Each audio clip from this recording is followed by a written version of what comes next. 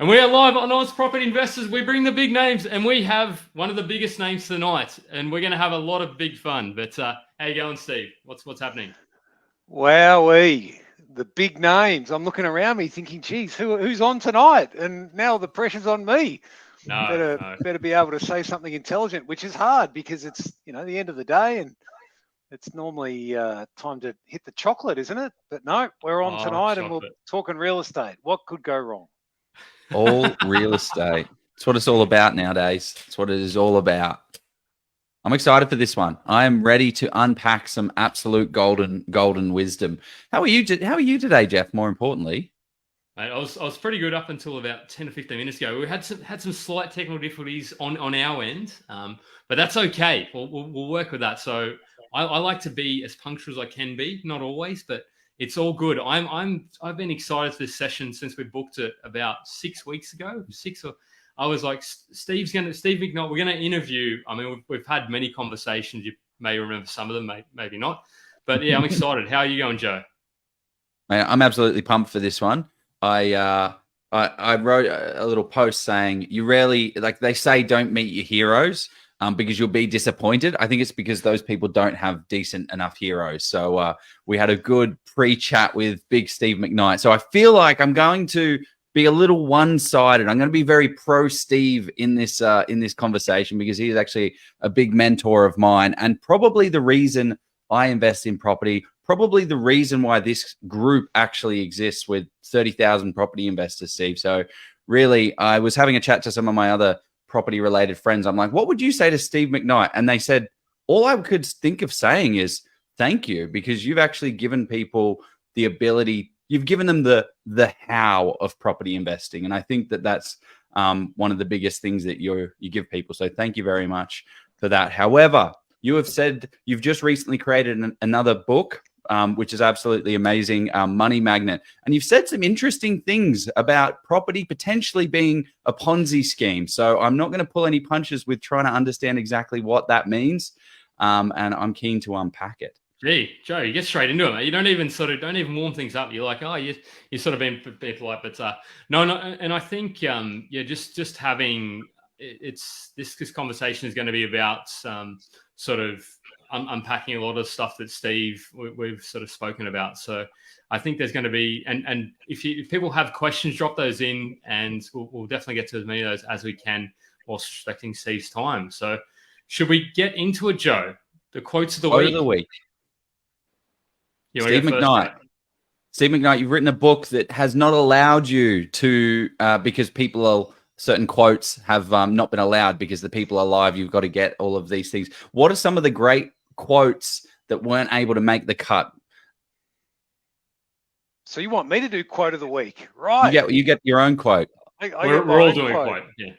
So I spent forever when I was writing the manuscript trying to find the perfect quote to start off each chapter, something that would embody, encapsulate, get us off on the perfect foot.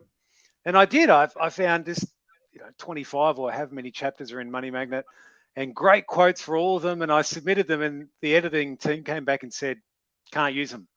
If they're alive, then you have to get their permission and probably pay them some money. If they're dead, doesn't matter. And I'm like, now what do I do? And so reluctantly, I quoted myself, which is not my style. It's a bit self-indulgent, but I figured, well, we've got to always like to start a chapter with a quote. I think out of all of them, the one I like the most is the more you do of what you've done, the more you'll get of what you've got, because that can be applied to wealth. It can be applied to health. It can be applied to relationships. And often what we try and do is change and stay the same. So you get 2 for 1 there, boys. And the idea of changing and staying the same is, why do people go on a diet?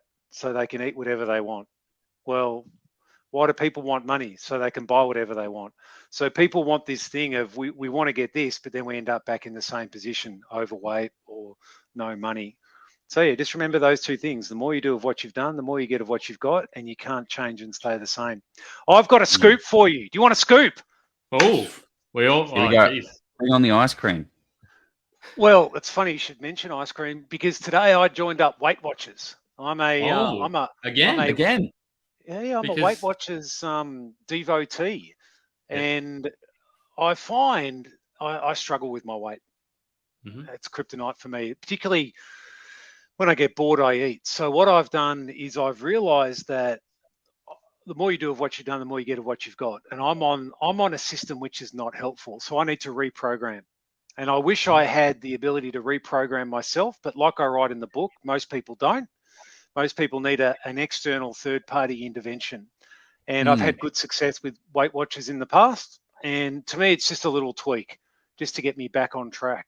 So today I ventured down to the land of middle-aged women and the occasional guy thrown in for good measure, and sat through a Weight Watchers meeting and did things I don't want to do so I can get the results that other people don't have. So there, it's just a practical illustration that I'm not the master at everything. I struggle with things, but I'm applying my own teaching by seeking external help where required. Thanks for sharing and being vulnerable, because I know that weight is often it's like money and other things. There's some sensitive topics that people don't talk about. So thanks for sharing that. Joe, do you want to? I'll do my quote and Do your quote, mate. Let's see what it is. Mine is Steve, and I think this one is rather apt. So remember, there is nothing free about financial freedom. So that's a Steveism or a Steve McKnight quote. So I think that's important for a lot of people, that they want the silver bullet, they want the get rich quick scheme, the ostrich sort of farm or ostrich eggs, or that sort of stuff. So I think that's important to frame a lot of this session, and even sort of, that's my quote. There's nothing easy about financial freedom either. People think that, like these days doing promo for the book, I see comments like, "Oh, it was easy. You got started 20 years ago, back when you could buy a $44,000 house." I'm here to tell you there was nothing easy about buying real estate in 1999, particularly positive cash flow properties. They weren't like apples on trees. They were pretty hard to find.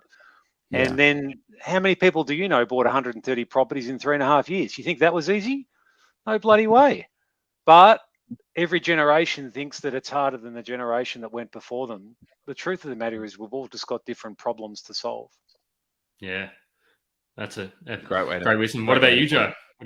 So my quote, I've adapted a quote of yours, Steve, and your quote is: make the most amount of money in the quickest amount of time with the least amount of risk and the lowest amount of aggravation. I've kind of tweaked that in my own business to say I buy the best properties in the best location at the best price, with the most important thing being the buyer's brief. So what is the overall brief that encapsulates those three things? So again, another Steveism that is making its way into my life. So that's my favorite. And what I'd ask you there, Joe, is how do you define best? Well, whatever the brief is. It's the same thing. How do you define most? But when it comes to real estate, a lot of people believe opinion. They'll come to you and they'll say, "Joe, is this the best property?" Now you'll say, "Well, I think it's the best property." And then they'll go to the financier, and the financier might say, I don't think it's the best property. Yeah. I think this one's the best property. Whereas what I try and do, and I've always tried to do, is just let the numbers do the talking. If I've got one property that's going to make X in Y time, and I've got another one that's going to make A in B time, then the numbers tell me the answer. It's not subjective unless my analysis to bring the numbers is subjective. And when you bring it back to some sort of basis of comparison, best becomes what the numbers say, not what someone says. So yeah, one of the things I would always recommend people be very wary of is differentiating between facts and opinions. So if you've got some sort of metric that you use, which is your secret sauce to quantify best, which is how you bring a good property to the table for your clients, well then great. And there's a certain amount of expertise you'll have after years and years of property investing in the study that you've done as well. But yeah, I like to let the numbers speak. Maybe it's my bald-headed 100%. Accountant speaking, but that's how it makes it easier as well, to be honest. If you can learn how to use numbers, and it becomes easier, rather than saying, you know what, actually it might be this because of this. No, here's the concrete evidence to say this is why it is amazing, and this is why it's better than this one and this one. Which works for me. I think the other thing that was very powerful when we were looking through when I was going through the property projet is the assumptions. Like that was something that you used to hammer, or probably still do, hammer home, is question the assumptions that people have, because you're only as good as the assumptions you make. I think, is that what you used to say or still say? Yeah. Whoever's watching this, grab a pen and write this down. It'll be the most important thing I say all night. Your investments are only as good as the assumptions that underpin them. And if you don't test the assumptions, you don't identify the assumptions, then you're doing a whole lot of hoping, and hope is not a plan. So is your investing speculating, or is your investing? Investing is the art of finding things that will go wrong and having strategies to mitigate them. Speculating is just closing your eyes and hoping it doesn't happen. Love it. Write that down, people. I do have another shout out to make at the moment. There is a super fan currently watching the show. His name is Brendan. Super fan. Super fan. His name is Brendan, and he is 8 years old, sitting with his mum and dad, Mum Amy. So hello, Brendan. Amazing that you're taking your time to do this. Thank you very much. Awesome job, Amy. We've never had a shout out before, Joe. Never had a shout out. I thought today's the day. Brendan, you're the man. Can we reward the young man? Can I send him a signed copy of my book? Brendan's parents, send Joe and Jeff your mailing address, and I will write Brendan a nice little comment in the front of the book, and we'll get one to him as an early Santa present. Wow. Boom. There you go. Making dreams happen. On that note, before we get into the absolute gold, we've already unpacked a lot of gold content, but let's have one of our sponsors pop up. So I'm doing this week, so let's get it done, and then we've got a 60-second break, and then we're on to it. Ooh. So let's go. Just got to hit the right button here. An extra. I feel like Steve, you and I should be talking while this is going through. But thank you very much for sending young Brendan a book. Okay, you got it, Jeff. Nailed it. Perfect. There's nothing worse than going into a situation unprepared, especially when that situation is purchasing one of the most expensive assets of your life against a trained property expert in the form of a real estate agent.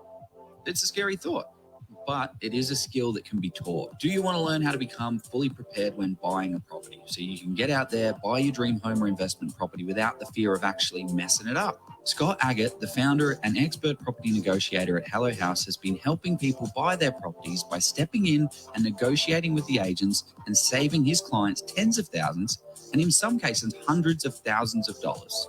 Scott has now decided to share all that he's learned over the past 28 years in real estate so you can go out there and do the exact same thing on how to find a property, analyze that property, negotiate on that property, and transact on it to get the best results. He's created the Get Buyer Ready course, which is a step-by-step guide on how you too can become an expert property negotiator. It's the easy way of how you can avoid all of these agent games and get the best purchase price on that dream home or your investment property. The course is in short bites for busy people with no fluff at all. Just all the information you need to get buyer ready and secure that next property with confidence at the best price. Scott has been kind enough to give our community a massive discount with the link below. Sign up today before you even think about putting an offer on that next property, and it will be one of the best decisions you ever make. Here you go. So we are back. You know what? If I was starting off, and if I hadn't have been investing for 20 years and bought everything that I did, I would invest in that course. I think the amount of money you can save by applying what's surely in that would have to be gold. So there aren't a lot of people out there who are really teaching practical tips on how to save money when you buy real estate. And remember, a dollar saved is a dollar made. And if you can buy well, that's setting yourself up for success. So, yeah, I mean, I'd jump on that. Does it come with a money back guarantee or something else like that? So if you, I think there's a 30 or 90 days or something. I should know this. Joe would definitely know it. 30-day money back guarantee, but you will not get your money. You will not request money back. I even think he's got a Black Friday offer going on at the minute. So yeah, I saw that 75%. Yeah, so even slightly better. Yeah. But well, I don't get paid anything obviously for recommending it. I haven't seen the course, but I know the amount of money that I've spent on crap over the years and that looks a lot better than some of the trash that I bought thinking that it was going to help me. So go for it. We get a lot of people asking to be sponsors on here, and we've only accepted 2. And it's very hard to get good people in this industry. So we're very thankful for those guys. And it's I put everyone through it. You've got to do the course. Like it's the A to Z of. Anyway, it's not about Scott Agate and his amazing course. It's about this man right here. It's about Steve McKnight. So I've got a couple of intro points. So the man, right. I've kept it relatively short because I could go on and just do your bio for about an hour, but I don't think many people would keep watching. So we've got 50 plus people watching. So drop a comment and a question. But Steve McKnight, you started off as a chartered accountant, you started off doing accounting, and then you sort of you transitioned to audits or started in audit at Deloitte in the 90s. So I heard that interview with Matt from Aussie Firebug, and I remember I've heard the story about the health complications you had, and then you sort of started the partnership with Dave Bradley in the late 90s, and that's I suppose a famous sort of partnership, and I remember that was an interesting sort of journey that you had with Dave to buy all those properties. Fun fact: Dave was MC at my wedding. Oh yeah. And we got married. Well, Jules and I got married where she's from, which is up in McKnight. And some of Dave's jokes, which are all on the wedding video, geez, they went down like lead balloons. He was doing stand-up comedy. No one was laughing except me. I was in fits of laughter because Dave was trying so hard. Look, I remember seeing him speak at your 2018 Mega Millionaire conference, and he was really funny. I was like, Dave looks like a really fun kind of guy, like a fun kind of bloke that I'd spend some. But he also seemed very to the point. Like he exceptionally bright, like sharp as a tack. Probably one of the smartest guys I know or have ever met when it comes to getting every cent out of every dollar that you possibly can. And yeah, I mean, what Dave and I had going back there in the early days was very special and set us both up for where we went afterwards. So nothing but happy memories of my time with Dave. Yeah. And not you went and became an author. So for those who haven't seen, or 0 to 130, you've got 0 to 260 in 7 years. I think it was 7 years, maybe 7.5, but 7 years. You've written, I think there's a book that you co-authored with Uncle Zally. That one was Stu Silver, Millionaire. Yeah, Stu Silver. But there was. Do you want to know a story that I haven't told anyone, I don't think, which is how I came to write my first book? Oh, not many people know this story. I don't talk about it very often. Have you ever heard of Louise Bedford? Yeah, we had her on the show. Oh, there you go. Well, Louise Bedford had written a book with Chris Tate. Yep. And the guys that write books rang up Louise and said, do you know anyone who could write a book? And Louise said, oh, I don't know. There's this guy out there. My husband, Chris Bedford, follows him, Steve McKnight. And so Les Beaumont back in the day, now Les Williams, rang me up and said, would you write a book? And I remember it because it was a good, I thought it was a good gag. I said to her, Les, if you saw the mark I got for year 12 English, you wouldn't be asking me to write a book. And she said, don't worry, we can put you with a ghostwriter or a super editor or something else like that, and they'll polish it up for you. But no, I sat upstairs at the office back in Mont Talbot and tapped out the manuscript, and I'm a bit of a perfectionist, so not much editing was required. And then it came time to give the book a title.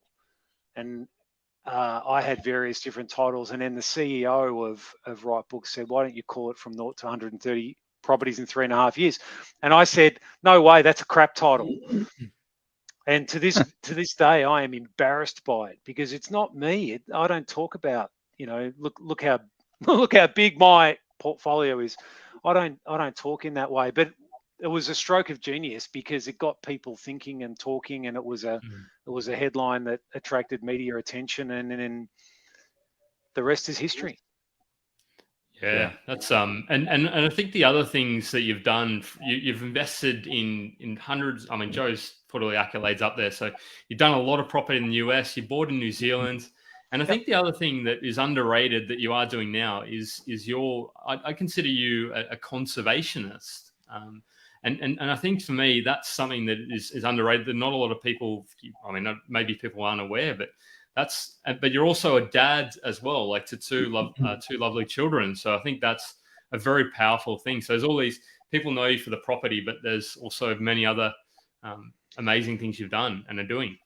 Well, philanthropy's become a bigger and bigger part in my life. By the grace of God, I've made enough money to see me through. I don't need more money, but I can use the money that I've got to bless other people and bless other courses, and that adds significance to my life. And that's one of the main points that I wanted to write about. Like does the world really need another book about money? Well, probably not. But what I wanted to write about was sort of a prequel to 0 to 130. And I wanted to write it from the perspective of someone who's already achieved their money goals, looking back and saying, geez, I wish I had have known this before I got started, because I would have been able to build wealth even faster. Yeah. I'm halfway through it. I haven't finished it. I'm not going to lie. But I'm enjoying it. I'm enjoying it so far. It's just foundational to just go through each step every single way. I'm interested. So the thing is 0 to 130. Now that is a challenge by all means. And then 0 to 260. But what I really want to unpack is like, how can we do this today? Can we go from 0 to 130 properties, today? Is that possible? I wouldn't say no, but I'm going to say it's going to be pretty hard. But I'm going to ask a different question and say, why would you want to do that? Because just because I did it doesn't mean that it's the path that anyone else needs to take. It was the path that Dave and I, remember it was Dave and I at the time, needed to take in order to achieve the goal of replacing the salary that we were earning in our accounting practice by positive cash flow real estate. How many properties do I own today? 3. Why do I own 3 properties and not 130 properties? Because 130 properties is a lot of aggravation to manage. Even 3 commercial properties is still an hour or 2 a month I've got to allocate to sending out invoices, please pay the rent, and checking the bank statements that people pay it. But I get $500,000 by owning 3 properties. Why would I want to own 130 properties and get $500,000 when I can own 3 properties and get $500,000? So I've never been a fan of real estate for real estate's sake. I've only ever been a fan for what real estate can do for me. And what real estate could do for me was get me out of accounting. Now, I'm not wedded to real estate as the be all and end all. I like it. I'm familiar with it. I seem to be good at it. But that doesn't mean that, well, it doesn't mean that I'm not looking at other things. I jumped on the internet yesterday and got a printout of the top 100 dividend yielding stocks on the stock market at the moment. And then I cross-matched that with any stock that was more than 33% down off its peak to try and spot value opportunities. Because I think real estate's overvalued, and we'll probably talk about that in a minute or two. But there are opportunities in every market if you buy problems and sell solutions. Yeah.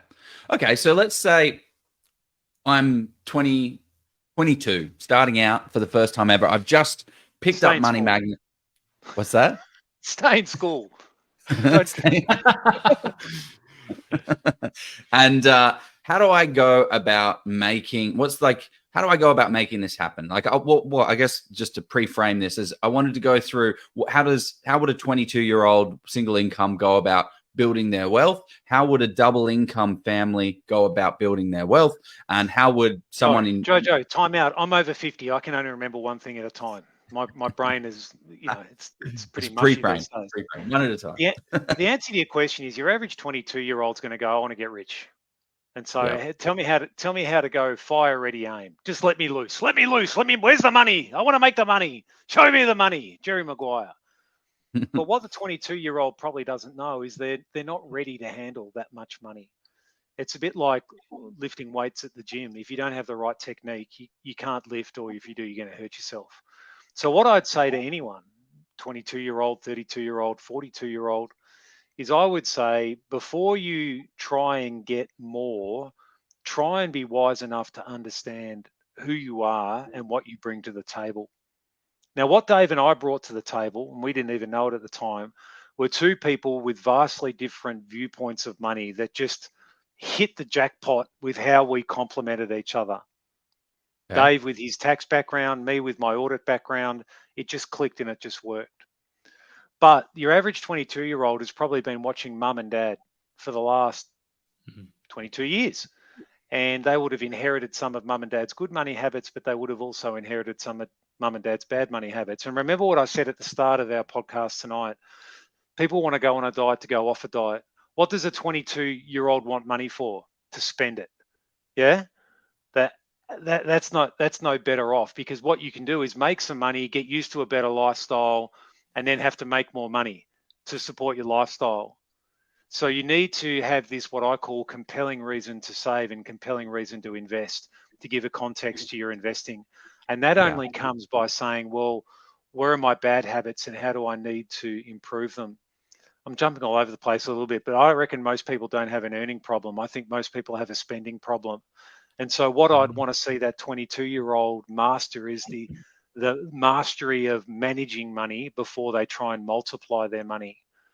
So we're all running around trying to multiply our money thinking, well, if we can just invest smart, we'll have more money. But what's the point of making money and investing if you're not going to keep it? It just can end up being flawed. To you, Steve, what does managing money look like? Managing money is about making sure you don't spend more than you earn. It's the strategies, the tools and techniques you've got to ensure that you've got more money coming in, which is the making part, than going out, which is the managing part. Now, managing money is not easy. And a lot of people are hopeless at managing money because they're hopeless at maths at school. And so they then think that, well, I'm not smart enough to be able to do this. I mean, I have a very simple way of managing my money. Would you like to know what it is? Definitely. Go on, treat us. If I have more money at the end of the month than I had at the start of the month, I'm heading in the right direction. But I can only apply this broad principle because I've also got the micro principles. I'm in the habit of saving money. If you're not in the habit of saving money, then I would say get into that habit before you move on to invest.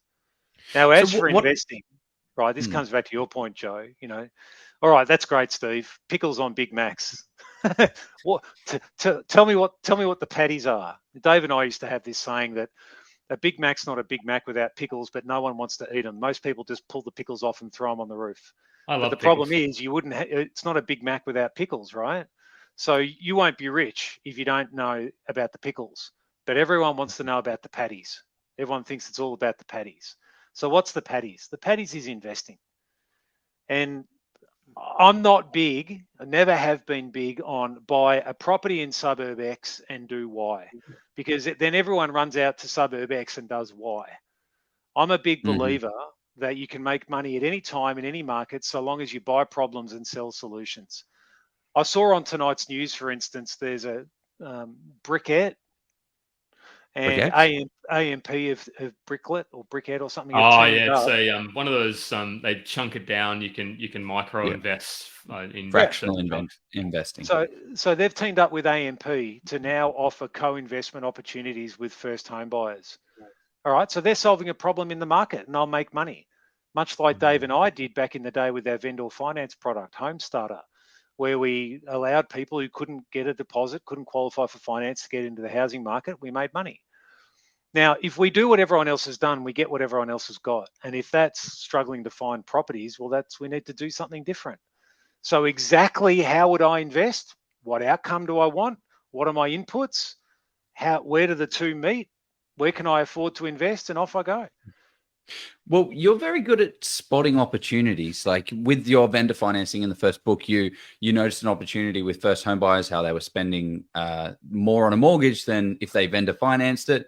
What are some of the opportunities you're seeing out there in the property markets nowadays?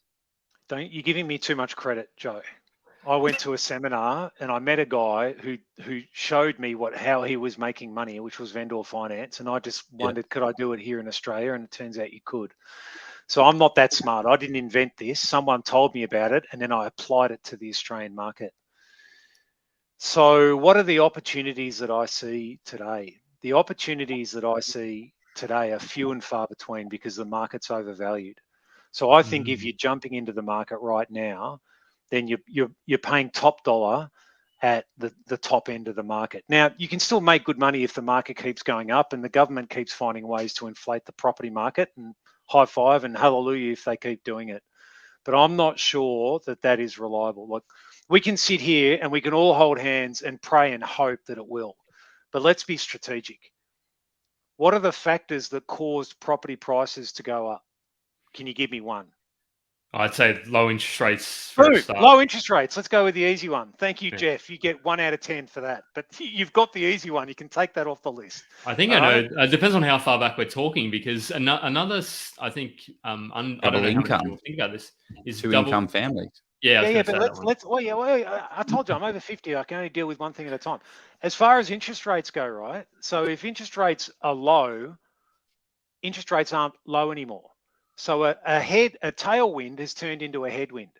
Yep. Now, if we can just start stacking up what's going to cause property prices to go up or go down, would you say interest rates are going to cause property prices to go up or go down? Headwind or tailwind? At the moment, probably more of a headwind. Headwind, absolutely. People are struggling to afford their mortgage, and interest rates, the RBA governor for everyone came out tonight and said expect interest rates to go higher. Massive headwind. All right, so now let's come to your point, Joe. Double incomes, right? Are incomes going up or going down in real terms? Well, if you factor in 7% inflation, it's and 3% employment growth. Is it 3% growth on employment? Yeah. So unemployment, you mean? Going backwards. So headwind or tailwind? People have more money or less money? Less Tailwind. money. And then we put in inflation, the cost of everything going up. Headwind or tailwind? Headwind. So what's a tailwind for investing? I'm struggling to find one. I can think of one or two. That depends. The problem is it's quite subjective. Arguably, is immigration. So we're getting more people into the country, which, it kind of paints. Except what, Jeff? They can't afford to buy a home. That's upwards pressure on rents. That's not upwards pressure on prices. Yeah, but the people that are coming to the country are high skilled migrants that have that can earn good incomes and that can afford to buy properties. And when they go to get a loan, what's the first thing the bank's going to say? Show us your tax return. And they're going to pull their tax return from South Africa or the UK or something else like that. And guess what the bank's going to say?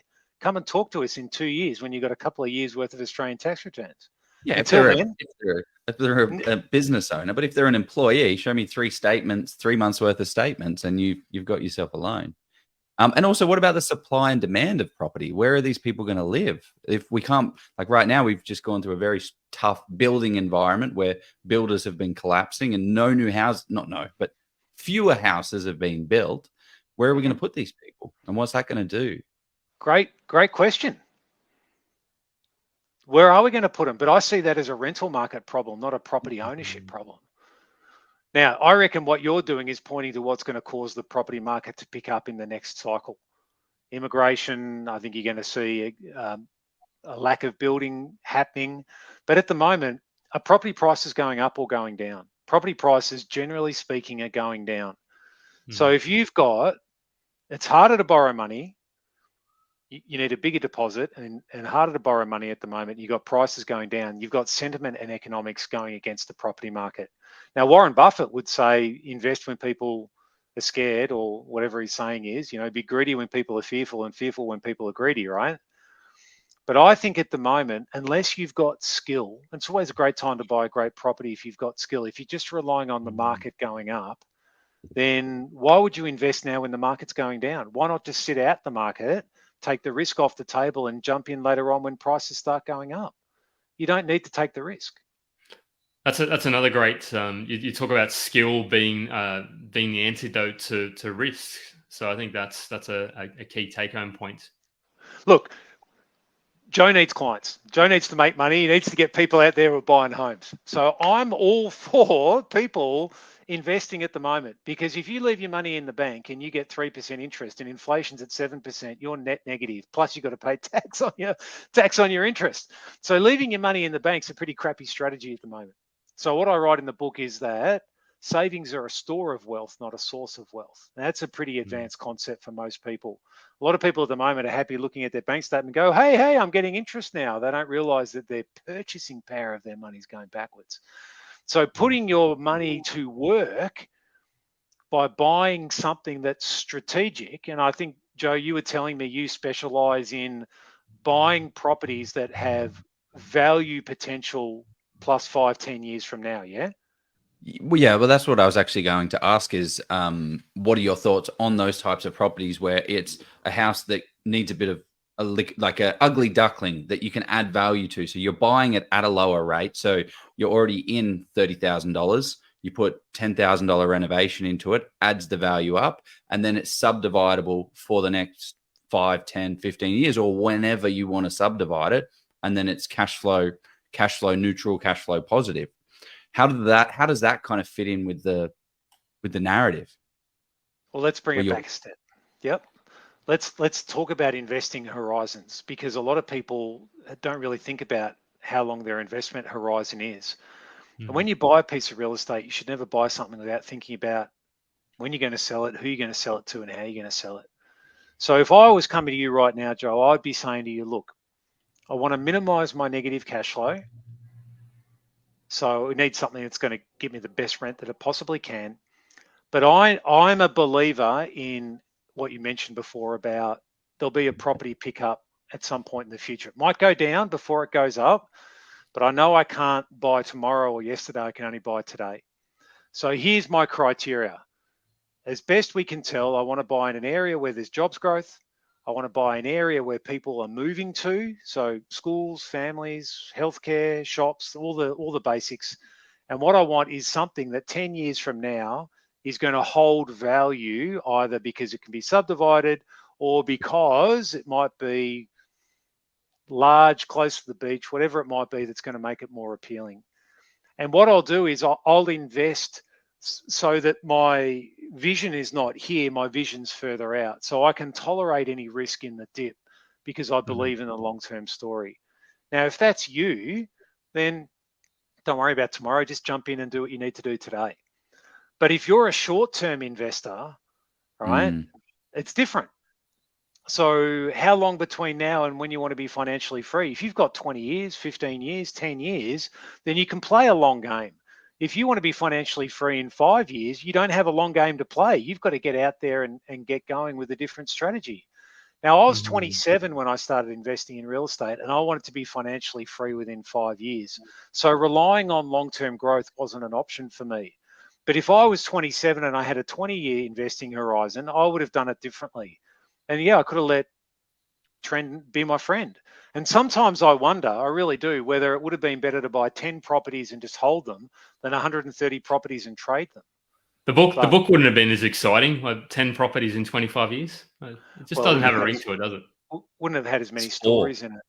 Yeah. So I guess what you guys are saying, look, Steve, what would you do today if you were starting off? And I'd say, well, it all depends. It depends on what your skill level is. It depends on how much money you've got. It depends on what your investing horizon is. And it depends on whether you want to keep going in your own job or turn investing into a job for you. It pretty much sounds like most responses, and I'm not saying that I'm as anywhere near as sophisticated knowledgeable as you, Steve, but a lot of people say, oh, which area should I buy in? I'm like, well, we can't even start to answer that question because there's 100 different variables that are going to be different from X, Y, and people give it a crack to answer that question. And I admire them for doing so, but I'm just like, you're probably confusing the heck out of this person. So I sort of feel for those people that are so. And I suppose you got to learn. There is an answer, Jeff. There's an answer to your question. It's the lowest common denominator when it comes to investing. It's tried and tested, and it works over the long term. So where should you invest? Where you can afford to invest, right? No point looking in areas where you can't afford. What should you buy? What you can afford to buy. If you can only afford to buy a unit, buy a unit. If you can afford to buy a house, buy a house. Houses are generally better than units. Where should you buy? Buy in the best area you can afford to buy. What should you buy? Worst house in the best street, kind of. Worst house in the best street. All right. Now that's probably a crap cash flow strategy because it's probably going to be negatively geared. But if you just want the growth, then that's tried and tested. I'm a simple guy. Just play Monopoly in real life. Rentals, 4 greenhouses, 1 red hotel. What about though your aversion to and this is something that came up in the comments when we did this post, your aversion to debt? How do you sort of feel about debt and leverage and all that sort of stuff? Well, debt's something you get into to get out of. And there's two types of debt. There's lifestyle debt and there's financial debt. Lifestyle debt is money you borrow to fund a lifestyle you can't afford. So you need to supplement it. Buying a house to live in. You can't afford the house, so you got to get a dirty great big mortgage. That mortgage is tapping money you haven't yet earned and spending it now. So yeah, you get the house, but then you get the 20-year obligation to keep working. Yeah. Now I'm anti-lifestyle debt because what it does is it reduces your ability to borrow for financial purposes. So I'm not anti-lifestyle, I'm anti-lifestyle debt. And then the other thing about lifestyle debt is it tends to entrap people into a position where they eventually need their jobs more than their jobs need them. And that to me is super risky. You see people in their 40s get made redundant and struggle to get back into the workforce, 40s and 50s. It's a terrible situation. People that used to have managerial, higher paying jobs get let off, can't get back into the workforce, long-term unemployed. Pretty crap situation, especially if you've got a negatively geared portfolio. As for borrowing money to buy investments, I think that's perfectly fine so long as you know what you're doing. To me, it's like playing with matches. Some people can play with matches and they're fine. Other people just burn themselves. What you need to do is say, what is my cost of finance? And if your return of investment from an income point of view is lower than your cost of finance, then you're in a dangerous situation because your debt is not self-liquidating. The debt is not going to pay itself out of your investments. So if I'm borrowing at 8% and my return on investment is 2%, my income, then I'm minus 6%. Debt is starting to weigh me down. If I'm borrowing at 6% and my cash flow return is 10%, well, then I'm ahead and the investment is paying itself.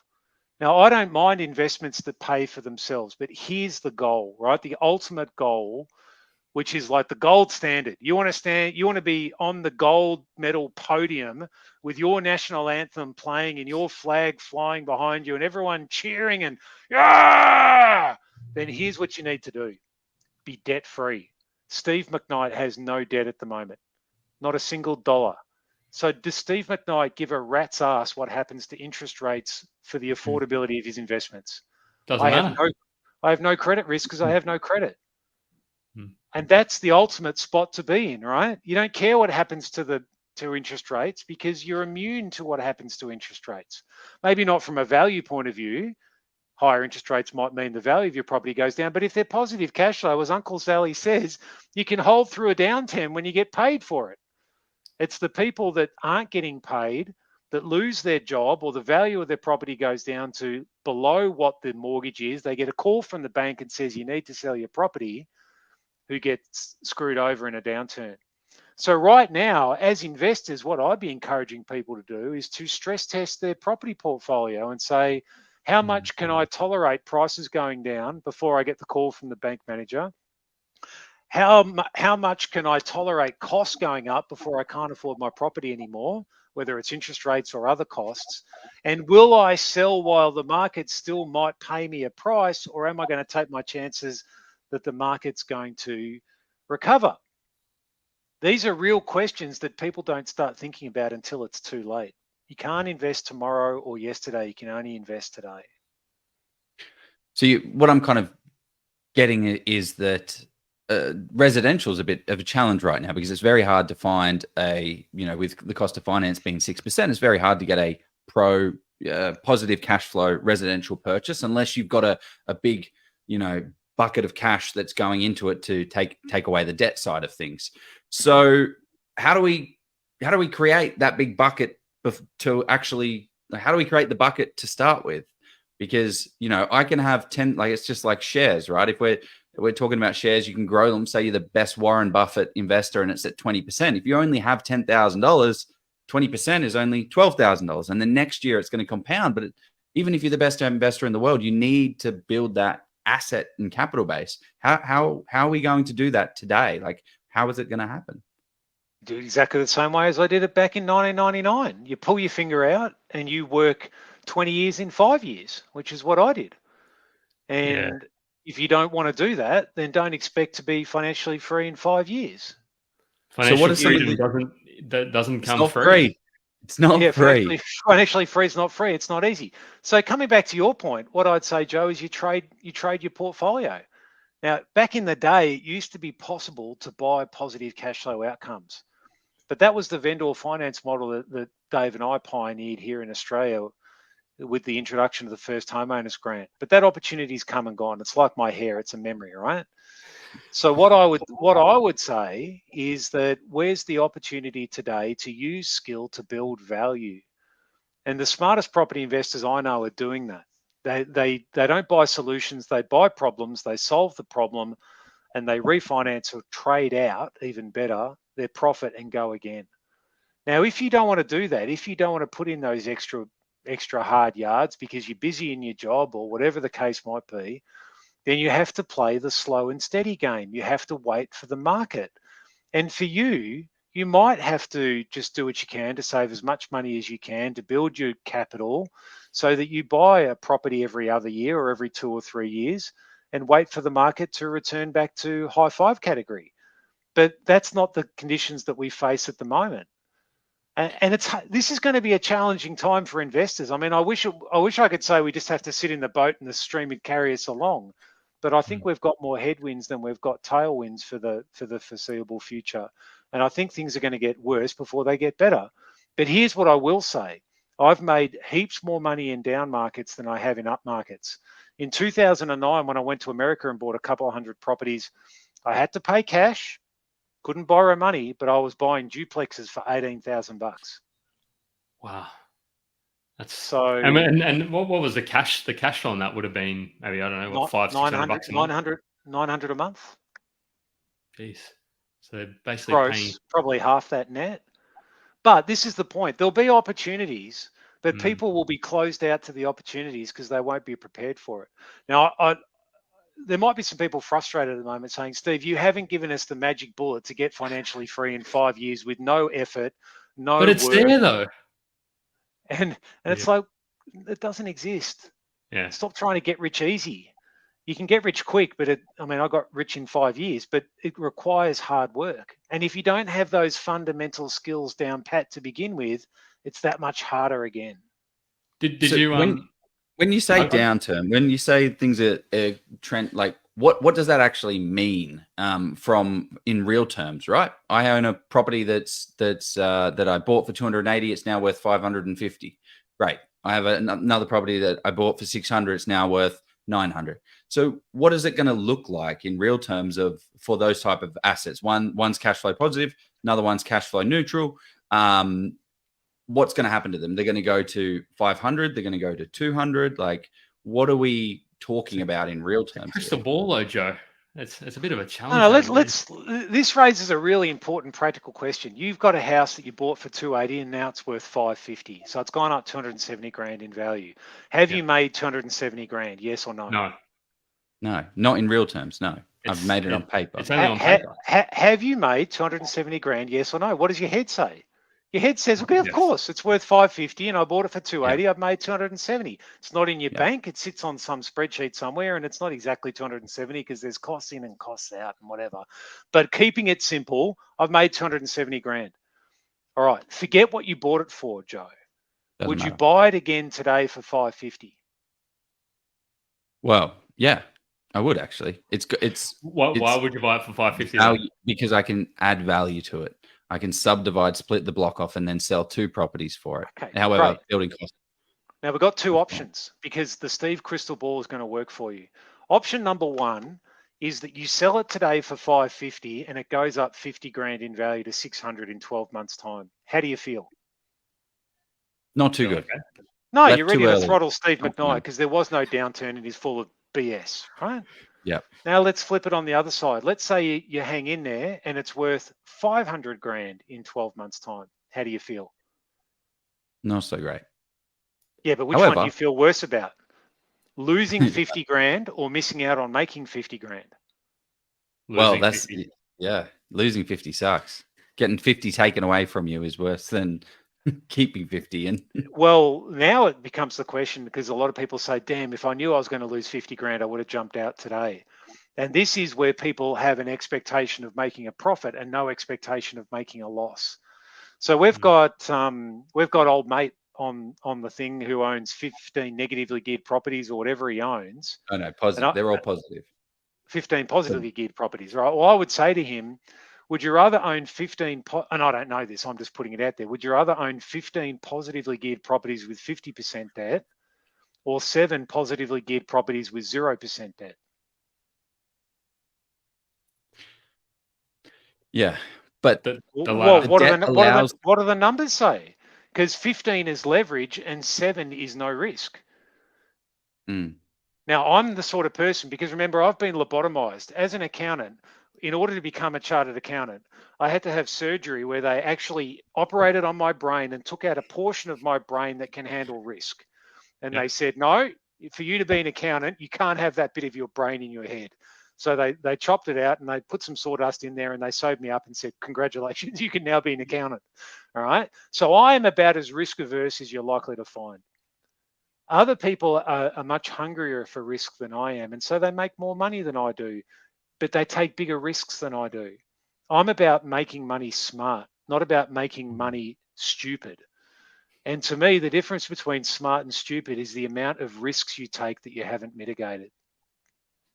So Dave and I used to say, right, let's say that you've got a property that makes $10,000 a year of positive cash flow and you've got $100,000 in equity.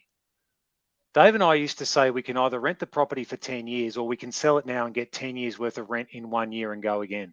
Which one is going to increase the velocity of our money? Number 2. And so we would trade out to trade up.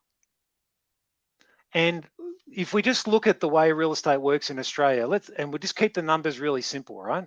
Let's say we've got a property that rented for 10 and we bought it for 100, so it gave us a 10% return, net rent. And now it rents for 10, but values have gone up and its value is 200. So its return has gone from 10% to 5%. It's halved because its value has doubled. Yep. Do we work on the basis of we get a 10% return still because we take our cost? Do we work on 5% based on current market value? Most people keep cost as their reference, but then they're not pricing in any return, cash flow return on their equity. You've got to put your total package to work. And if you can get a 6% return in the market, but you're accepting a 3% return when you factor in current market value, then you're leaving money on the table. You're not being a very good manager of your money. You're not multiplying it effectively. So this is where you need those investing smarts to be able to look at your portfolio and make sure it's working hard for you. Yeah, well, that's the point I was going to go to. That 280 to 500, that 270, I can leverage $200,000 of that to allow me to pull that money out to now go into another deal. And this is what the guy with taking on more debt and risk. Exactly. You have to be comfortable with the extra risk you're taking because you're leveraging now beyond 80% on your next purchase.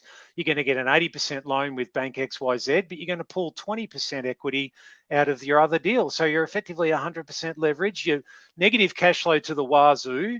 And if you're someone who's relying on your job to fund your negative cash flow and then you wake up tomorrow and you're being made redundant, then do you hear that? That's the sound of a smackdown because you've leveraged yourself to the eyeballs. And what could go wrong? Real estate prices never go down in Australia. Until they do. We just haven't seen it, right? I was there in America in 2009. I saw the carnage with my own eyes. 100% of the people that I met in 2009 were rich on paper in 2006 and underwater in 2009 because they'd refinanced and, the whole equity mate thing. This is this concept of the Ponzi scheme. In Australia, there's so much wealth tied up in real estate that the government has a vested interest in pumping up prices to ensure their voter base isn't upset because we've got so much wealth tied up in our home. Now, we should talk about that, right? Because this is one of the core themes of the book. And Black Friday sale, I think Amazon are selling the book for like $16, which I can't figure out because it costs me more to buy the book than $16. So I don't know how they're selling it for 16. It's all about scale, Steve. They get then you buy No, something I else. think they're loss leaders. That's what I think they're doing. But here's the point, right? Here's $16 worth of free advice for you right now. You've got to look at what everyone else is doing and say, is that what I want as well? And if 75% of people end up on the pension, what are they doing wrong? And the answer to what they're doing wrong is they're investing in their home first. And they end up later on in life with a home that they've paid off, so an asset that has low debt and no income.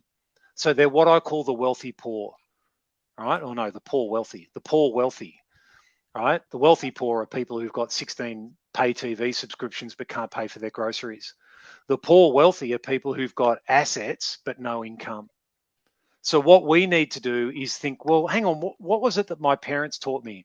They taught me to get a good job, get married, and buy a house. All right, great. Yep. They're the three pillars that I've taken on to be successful.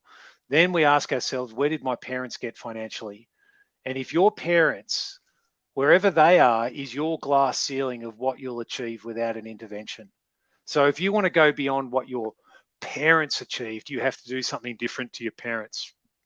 And if your parents followed that model of job, partner, mortgage, we could probably come up with something a bit more clever. Menagerie for kids, mortgage, and something else starting with M for a job, money makeover, I don't know. But if that's the way that you've been taught that success looks like and you're following that same pattern, then beware.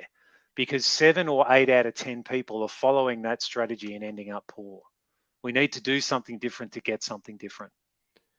I would have actually thought the numbers would have been a bit higher because I read that in the book and I thought that actually sounds. Because I remember when you spoke about out of 100 people, 95 will end up. I mean, there's different numbers, but yeah, that's actually generous. No, well, I mean, So 8 out of 10 people work their whole lives and end up poor. That's a crazy number.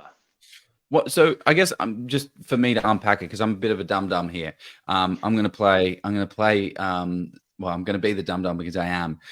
So what you're saying here is property prices are a little too crazy at the moment. We're going to go into a bit of a downslide, and then potentially the government is going to say, you know what, we're not going to prop it up so much and go so crazy. So if you do want to build wealth at the moment, the way you need to do it is have a bit of an active strategy to create wealth before this event happens. So we are trying to, you can use debt, you can buy a property exactly like I have, 270, it's now 550. Take that money out and go ahead and then use it to build up an asset base, buy a subdivision, do a subdivision, pull the money out of that and then pay down my debt again. And then do a project, do a renovation, or do crypto trading, or do whatever I can to build that asset base up and then start putting away money to then buy my lifestyle asset, put all this debt, and then buy my principal place of residence debt free, essentially.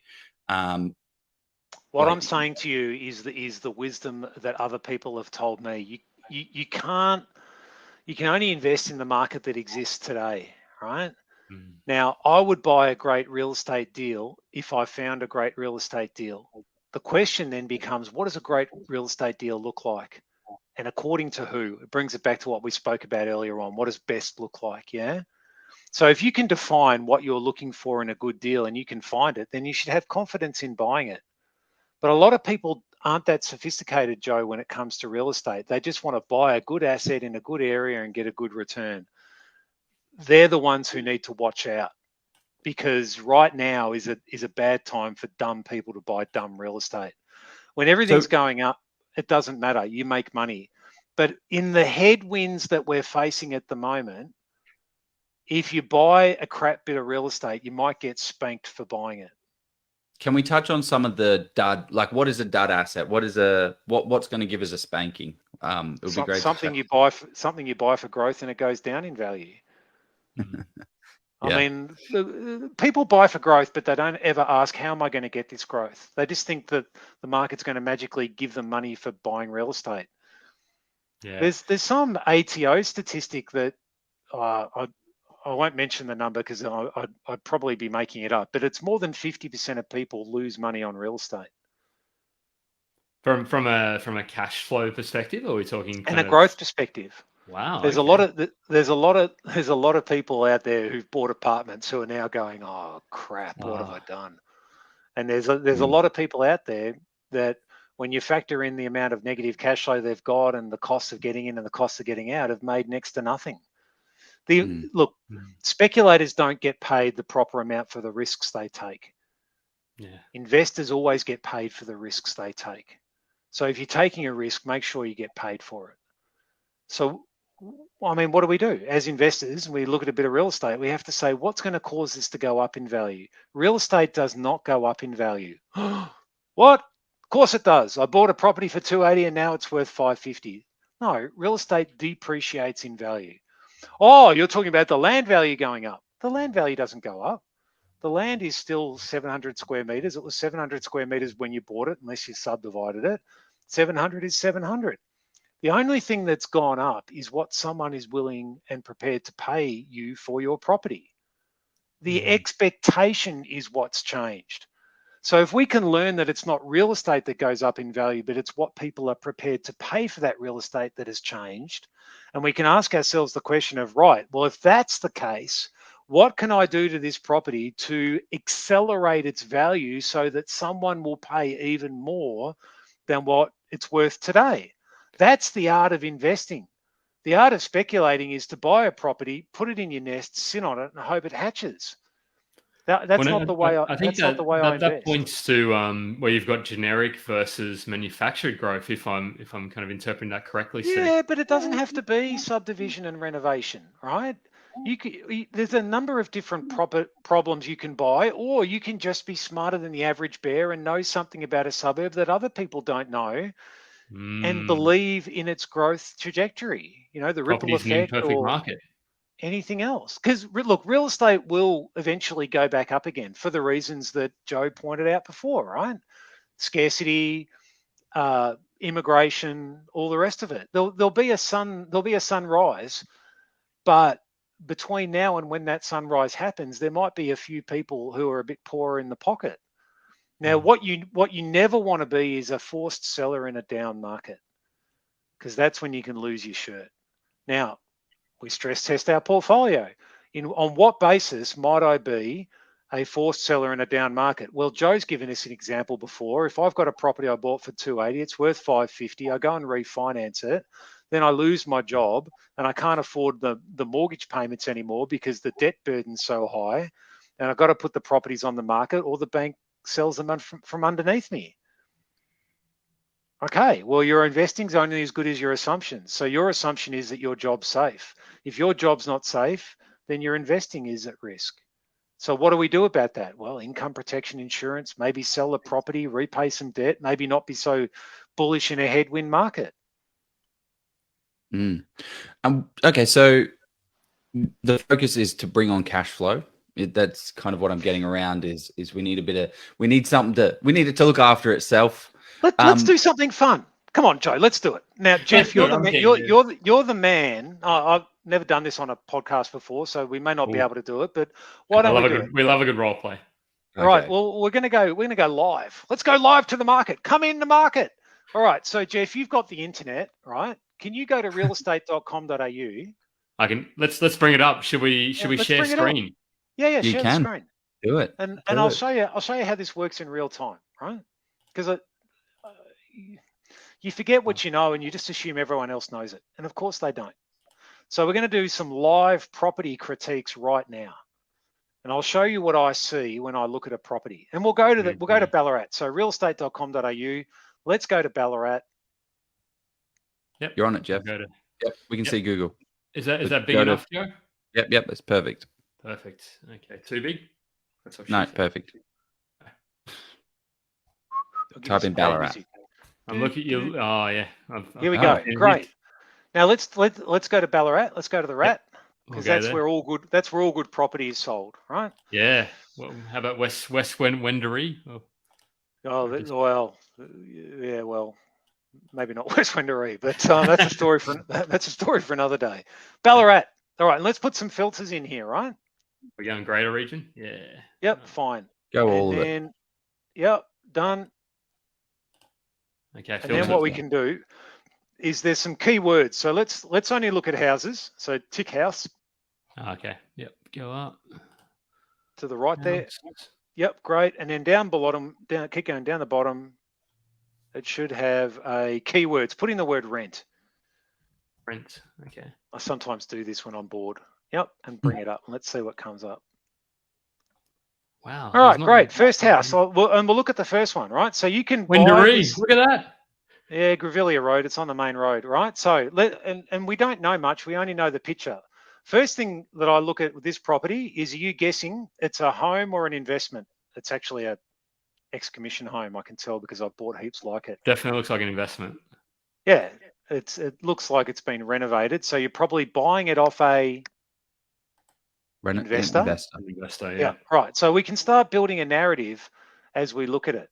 Ooh. All right. So looks like the reno money ran out before they got to the backyard. All right. So 390 to 400. Now the renovation people here have made the cardinal sin of doing what? Overcapitalized, probably. One bathroom. 3-1 doesn't work because you always want 2 bathrooms in a home. So this won't have an ensuite. Right. So for this price point, 300 to 400 in Grevillea Road, it's actually in West Wendouree, not Wendouree. It's also a bit of faux marketing. Anything with a flower in it's in the west, right? So let's look at the blurb. Oh yeah. So if you click on the ad, let's see what it says. You would have already Grevillea in full bloom. Oh geez, here we go. Santa's coming early. Yep, Santa's coming early. Ho ho ho! And you have to be an astute buyer to buy this. So. Okay, your options are to rent at $330 to $350 per week. All right, so can you pull up a calculator as well, Jeff? Do you have the ability to have an online calculator there? Yeah, Command Space, Jeff. Command Space. Okay. Geez, I didn't know that. Are you on a Mac? No, on a PC. Oh, that's not for you then. I don't think it's showing it though. It hasn't come up. Okay, so I've got it here. $350 a week times by 52 divided by 400,000. No. Just 350 times 52 is. Yeah. Better write is down. 18,200. 18,200. Right, and then what is 320,000? Because how much are we buying this for again? 400. So 400 times 80% is 320. 4 8s are 32. And 320,000 times 6% is what? 19,2, yeah. So it's negatively, even with a right. So we know before management fees, before costs or anything, right? If our rent's 18,2 and our costs are 19,2, we're $1,000 in the hole. So if this isn't an income property, it must be a what? A growth property. So now let's come back up here and then we ask ourselves this question, right? Is this property something that will go up in value? What will cause it to go up in value? So one thing that I would do is say, well, what is the median house price for West Wendouree? And I'm guessing this is up the top end of that already. I'd say so. So what we're probably going to be doing is pricing ourselves out of the market. All right. It's kind of No, but that's Wendouree. Try West Wendouree. Okay. So remember how they've done a bit of a dodge? Yeah. Okay. It probably won't even. I don't even know if it'll break it down to Wendouree. Let's see. West. It doesn't look like it doesn't work. That's fine. But I know because I know that area. So what we're doing here is a live example of some really basic high-level due diligence and crunching a few numbers to determine what kind of property this is. And then what we do is we build a narrative around it to say, well, how is this property going to go up in value? All right. So if you click on the floor plan for me, Jeff. It's not particularly attractive either. As in, Okay. So you look at this and you go. They do have 2 bathrooms. They didn't even list the second bathroom. Yeah, but mismarketed. It is actually a 2-bathroom property, and it's a 3-1 when it's really a 3-2. Yeah. All right. So sometimes mismarketing is an opportunity. Yeah. But I would come here and I'd say that doesn't look like there's much else we can really do inside, right? It's We could turn more the dining room into a fourth Another bedroom, or the bedroom? family room into a fourth bedroom. Yeah, that's good. Maybe you could even, where's the bathroom? Maybe you could even turn the family room into 2 more bedrooms. Put a wall down the middle of it, and possibly, kick out the Whatever walk-in about robe. free And in that walk-in robe, yeah. 3.2 by, yeah. All right, so now we know we're starting to build a narrative on what we can do. Then we cost it to see, what would it cost to do it, and we start talking to real estate agents of what extra value might it build in, and then we say, well, is the upside worth the downside by enough of a margin to go ahead? Yeah. But see how one little example, we start putting our brains to work as investors rather than just saying, I'll buy something and hope it goes up in value. So that's the art of investing, a little case study right there.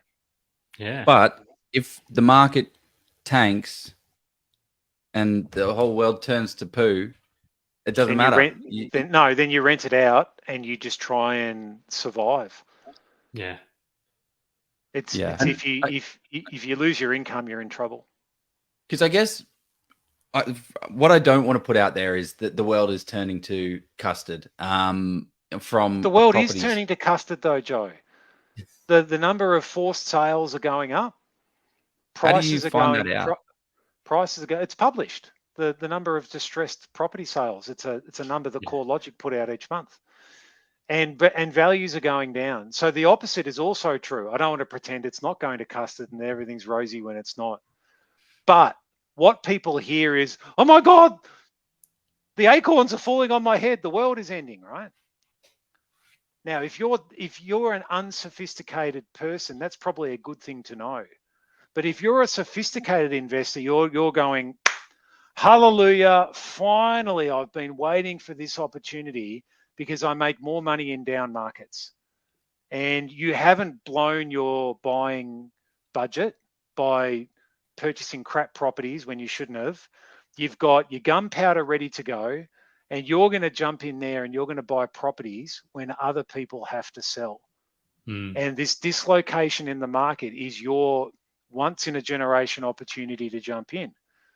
Now, it might be that prices pick back up again. I thought coming into COVID, property prices were going to not collapse, but really get a shock. There was a bit of support that came in there. You had the government, the Ponzi scheme, right? No longer can you kick tenants out of the house. No longer can you, investors get sacrificed and everyone else gets saved. So here's the point to take away. Hope for the best, but plan for the worst. Don't hope for the best and plan for the best. Hope for the best, but plan for the worst. So that if something not everything bad's going to happen, not everything good's going to happen. Some bad things are going to happen, some good things are going to happen. It's your ability to survive the bad that will determine your ability to make money out of the good. Yeah. So now some people are going to be like, well, maybe I'll just do nothing. You'll never get rich doing nothing. Well, doing nothing is making a decision because, and the problem of doing nothing is, when do you stop doing nothing? That's right. You can't, well, as I like to say, you can't score the winning goal on the substitution bench. You've got to be in the game to win the game. Yeah. Now, choosing to sit out the market because you think values are going to go down means that you're making money because your buying power is going up relative to the value of real estate. And if that's your strategy, well, then you back yourself in on it. But if you're someone that just gets scared, what it means to me is you don't have a strategy. What you're doing is you're speculating, and you're getting scared by the prevailing gusts of wind. So what you need to do is move your sails to take advantage of it. And these prevailing gusts of winds, how long do you see them lasting for? How long are these seasons for? And then when are these opportunities coming back in? When are these green shoots starting to form? Like, when do you generally, because you've been through many cycles and you've seen a lot of opportunities, and how does that it'll last longer than we think, and it'll be over sooner than we think. How's that for a saying? Markets tend to overcorrect on the downside and overcorrect on the upside. Well, I saw that the Bank of New Zealand, or the central bank over there, they raised 5 points. Yeah, today, which I was like, it's very interesting, but yeah. Look, I'm not looking to buy real estate at the moment. I'm not actively looking in real estate. That doesn't mean that I wouldn't buy a property. It just means that I'm not looking at real estate at the moment. Instead, my strategy right now is to hoard cash. Now, I'm doing that on the basis of I think there's going to be great buying opportunities tomorrow, but I think you're going to need to pay cash for them to get the really good deals or borrow very little amounts of money. To pay cash for them. So not use any debt. But that's what I did in America. I was buying properties for 30, 40 cents in the dollar because I was the only buyer out there with cash when everyone else needed finance. And the reason you're sort of saying that, if I'm sort of interpreting this correctly, is the banks are going to be potentially nervous to lend on that asset, or is that sort of why you're saying? Yeah, well, if you want to sell and your offer is subject to finance, then let's say the property's for sale for 500, and you come in and say, I'll give you 500 subject to finance, and I come in and I say, I'll give you 300 no finance clause cash today. And if someone has to sell, they don't have the luxury of waiting for subject to finance. They need to get out. Or the risk that it might fall over. Yeah. Now, I might be wrong, and property prices might boom up, and I might miss out on making some money, but I'm already in the real estate market as well. Remember, I own millions of dollars worth of real estate, so I'm already leveraged in the market. I don't need to buy more real estate because I've already got exposure to real estate. I don't need to add to my risk given the headwinds of the market. But if I see a buying opportunity, I'll jump in and buy. Yeah. I think on that, let's we're going to throw to, we have a second sponsor. So we have to, we've gone a little long. Normally the past this, so I'm sort of torn because there's so much more we talk about, but I want to respect your time. You've had a huge day, so we could throw to Q&A, or we could, I'll think about it and I'll let Joe jump to this ad and then we can chat about it after. We're going to talk about it after on a live. Who's our next sponsor? Why do you queue it up? Your favorite commercial property, Mr. Steve Polisi. I do like commercial real estate. Commercial property offers the highest cash flow in Australian property investing. Move the mic, Jeff. And only higher yields than residential. Now we're talking 8 to 10% net yields. That's cash after all expenses, not this 2 to 6% gross that we see in the residential space. So for those that are starting out on their commercial investing journey, it can be exciting, but it's also a step not to be taken lightly. The expertise of a commercial buyer's agent can pay dividends to help you secure that high cash flow and high growth potential property. And this is why we recommend Steve Polisi of Polisi Property. With over 6 years experience in the space, Steve has over 1,200 property transactions under his belt. He has seen it all and knows the best locations right for growth. In a previous life, Steve was a chartered mechanical and structural engineer, so he draws on his mathematical and analytical skills that he's developed to break down what works best in commercial property. As with engineering, same goes with commercial property. It's based primarily on the numbers. So if you're curious about diversifying into commercial property, you have access to $100,000 in cash or in equity, book a call with Steve today and find that perfect asset for you. There we go. Now, if you want to buy commercial real estate and you haven't done a deal before, I'd be beating a path to Steve's door and say, "Rightio, Steve, teach me what I need to know and let me pay you some money to get me in." Steve McKnight, though? Can we? No, maybe not Steve McKnight. No, not Steve McKnight. Steve Polisi. The only thing that worries me about that ad, being a guy who is in the space, is that if he doesn't have copyright to use those film clips, then both you and he are at risk of being sued by a movie studio for big dollars. So I wouldn't be playing ads that have clips from videos without like Forrest Gump, that kind of thing. Gump.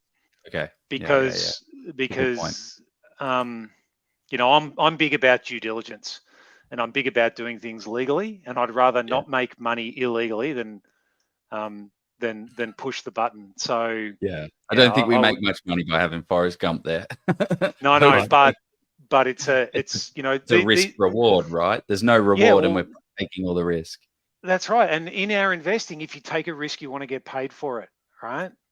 Now it's very easy to grab a clip or some clip art or do whatever you do and and use it. But then you've got to think, well, hang on a second, is that a risk that I want to take? And in our investing, everything that we do, we have to put it through that risk paradigm. Is the upside worth the downside by enough of a margin to do it? And if you're not getting paid for the risk, then don't do it. So what are your thoughts on commercial investing, right? So residential, it's not a buy and hope strategy. You can't just buy and hold a property and it's not going to work for you. You need to be a little bit more active, buy problems, get solutions. I'm looking for my prop. Keep talking. Yeah, that's kind of what I've gathered from this conversation. It's like you can't just buy whatever you want and hope and pray that it's going to grow in the next 20 years. You think there's going to be a bit of a lull for the next couple of years, and then there's going to be some opportunities, and then but commercial is that cash flowing machine. Commercial is the cash flow machine that's going to allow you to get to that next level. So is it not? What are your thoughts? I'm seeing a head shake here. Do you really want me to tell you that the tooth fairy isn't real, or do you want me to just let you live in hope? You have to understand how these things. You have to understand how these things work, right? Commercial real estate has an implicit risk return of around 8 to 10%. Yep. Commercial real estate at the moment is selling on yields of 4 to 6%. Yeah. So how does something that should transact on 8 to 10% get pushed down to 6 to 8%? And the answer is low cost of debt. So if your risk-free margin, if you could go out to the market and borrow at 2% and you can get a 6% return, makes sense to do it, yeah? But if your risk-free rate, because interest rates have gone up, is now 6% and commercial real estate's paying you 6%, what are you getting for the risk you're taking? And the answer is nothing. So in commercial real estate, like the ad said, it's all about the numbers. So the key number is rent divided by price. Mm-hmm. So if my rent's 100, or if my rent's 10, well, we'll say 100 because it's commercial property, bigger dollars. My rent's 100, the value's $1 million. I've got a 10% return, right? If the rent stays 100 grand, the value of the property goes up to 2 million because there's people out there who now want to get into commercial property and bid the price up. So the yield goes down from 10 to 5%. That's great. Then interest rates start going up again. And for the extra risk, the market says I need risk-free rate or beta rate plus 3%. So if my risk-free rate has gone from 2 to 5, the return I need to get has gone from 5 to 8. Does that make sense? Yep. Because I need to be paid 300 basis points for the risk of commercial property. Now, if my rent hasn't gone up, the only way of getting an 8% return is, as Jeff has pointed out, what? Price, you pay a lower price. Price has to go down. So I can lose a ton of money in value slippage compared to the cash flow of buying commercial property. So the time to buy commercial real estate was when you could buy it at 10. The time to sell it was when you could sell it at 5. Now's the time to hold cash as the market reprices because the risk-free rate has changed. So right now, am I out there buying commercial property on a 5% return? No, because for the risk, it's not worth the return, especially given the risk-free rate now is going up rather than going down. My US fund that I set up, I'm winding that up right now. Write this down. This will be the most important thing I say all night, right? The best time to sell a piece of real estate is when someone wants to buy it. So if I'm able to exit out of a piece of real estate in a headwind at a price that someone is willing to pay and I can bank my profit and I'm happy with the profit, because think about this, if risk is going up, what also needs to go up? Return. The return. Return. If my risk is going up and my return is going down, guess what? Then I'm not in a good spot in the market, right? Yeah. The market's turned against me. I'm not getting paid for my risk. So if you're investing right now and your return is going down and your risk is going up, you're on the wrong side of the equation. So with my US fund, what we did at a board level is we sat down together and I said, guys, here's what I see. I see our risk going up and I see our return going down. And that's a trigger for me to say, let's sell, give the investors back their money, and then wait for the next opportunity and be patient rather than forcing the opportunity. Yeah. Yeah. Okay. Yeah. You're looking at the spread between the two, between the No, rent you're getting. yes, I am. But the takeaway is, if my risk is going up, do we all agree risk is going up right now? Sure, we agree on that. Yeah. I don't think risk is going down. I think we can all say risk is going up. So if my risk is going up and my return is the same, or my return is going down, I need to do something, because the market is moving against me. I'm taking risk and not getting paid for it, and savvy investors do not do that. Okay. I feel like I love what you're saying here. There's a lot of there are opportunities out There's there. a but coming. I feel a but. I feel I can feel it. Well, I feel like we've got 100 investors watching right now that don't have hundreds and hundreds and hundreds of thousands of dollars, and they are trying to multiply and create that wealth for themselves. Yeah. And we're saying that we are trying to buy assets, like they're buying it. They're trying to go out there and buy assets, and we're now saying that no, don't buy them. They're gonna go down. You're wasting your time. Do not saying that. No, but I've it feels said that. Yeah, so I want to hear about the opportunities around the problems. Sell solutions, Joe. We said it earlier on in the So podcast. what are those problems? What are those solutions? What are some of the? We just jumped on a property and we looked at it. We critiqued it and we said, oh, well, maybe if we could turn that bedroom into 2 bedrooms, and we did that, we can manufacture some value. So so we're manufacturing the value, but then the house price is going to drop. So that's the risk. Yeah. And then what we do is that we have to maybe rent the property out during the down market, so that we start making money as things go around, because you can't win the game sitting on the sub bench. You can only invest, right? 1999 was a crap time to buy real estate, but that's when I started. Prices were high and everyone said real estate values are going to crash. Interest rates were on the way up. Everyone was said that, we're going back to 18%. Whatever you do, don't buy real estate now. And whatever you do, don't buy real estate in the country. So here's Steve and Dave buying real estate in the country en masse.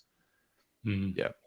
So there's opportunities out there, but the opportunity that's out there is not to buy an overpriced property that someone needs to sell because they bought badly, on the assumption that there's going to be glory days ahead because every piece of real estate is going to double in the next 7 to 10 years.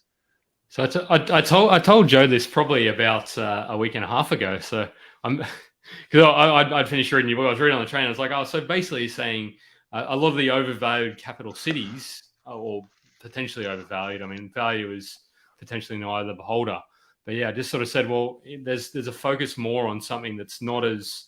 Okay, so let's cover this, Jeff. Yeah. Did you guys say earlier on, Steve, you've got a habit of picking markets? Yeah. You do, yeah. That's what I was actually going to ask you. How do you pick the opportunities? Like, what do you sort of? You read the market. You do exactly what I've been outlining to you guys tonight. Now, Joe wants me to tell him, right, that everything's going to be okay, and to run out there and buy real estate. And no, I don't want that. I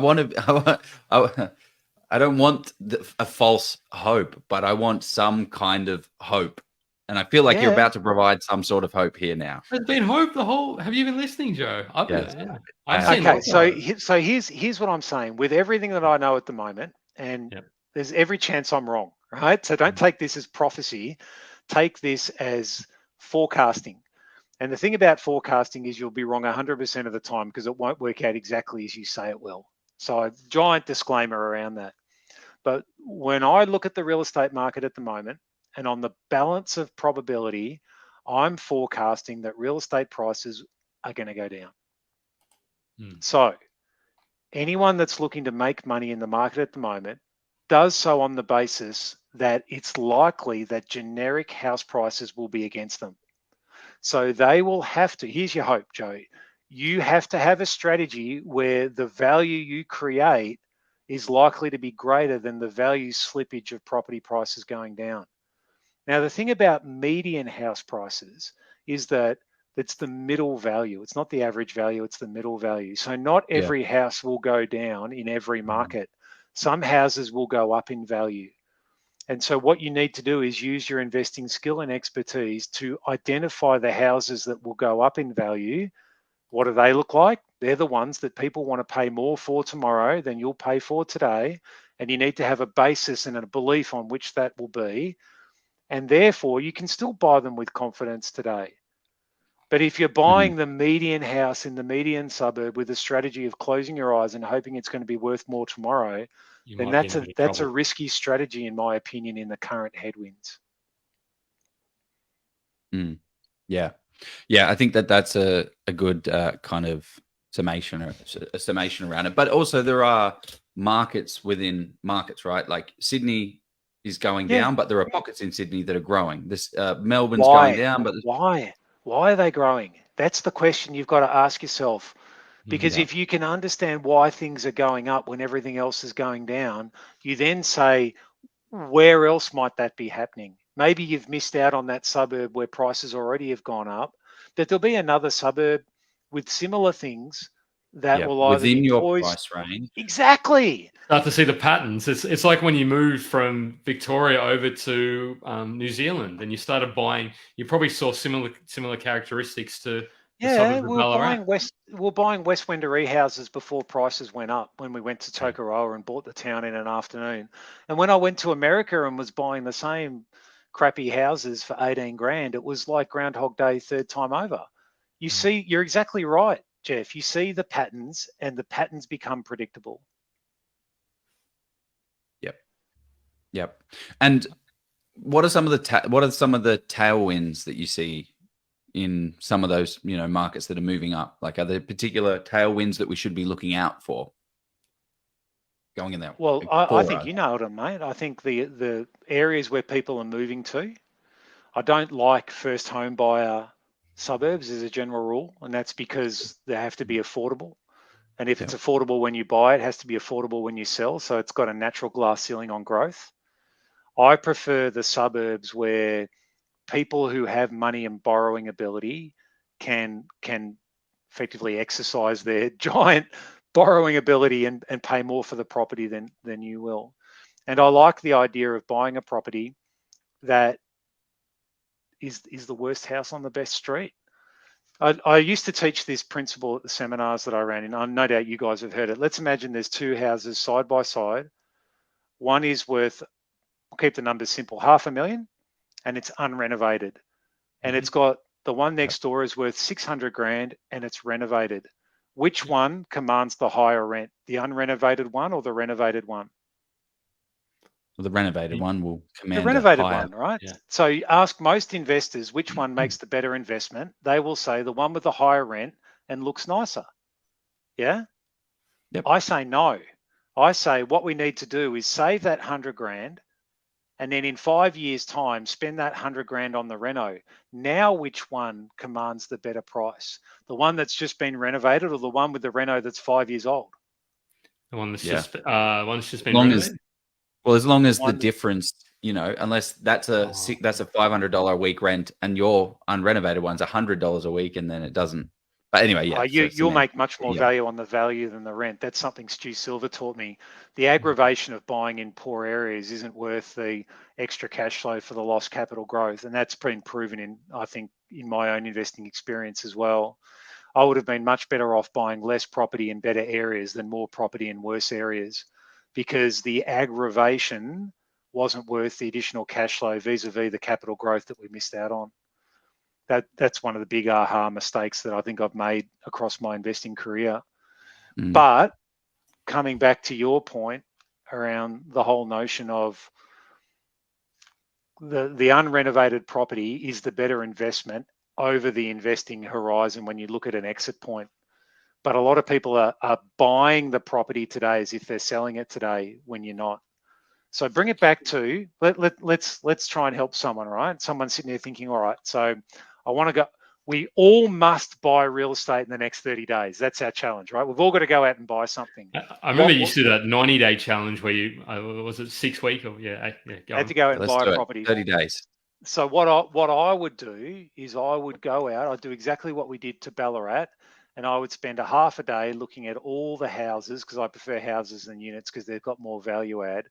And I would be trying to find the property that had the best value potential. Now, we have to create some parameters around it. How long are we going to own the property for? Let's say 5 years. Yeah? Yeah. Are we owning it for growth, or are we owning it for cash flow?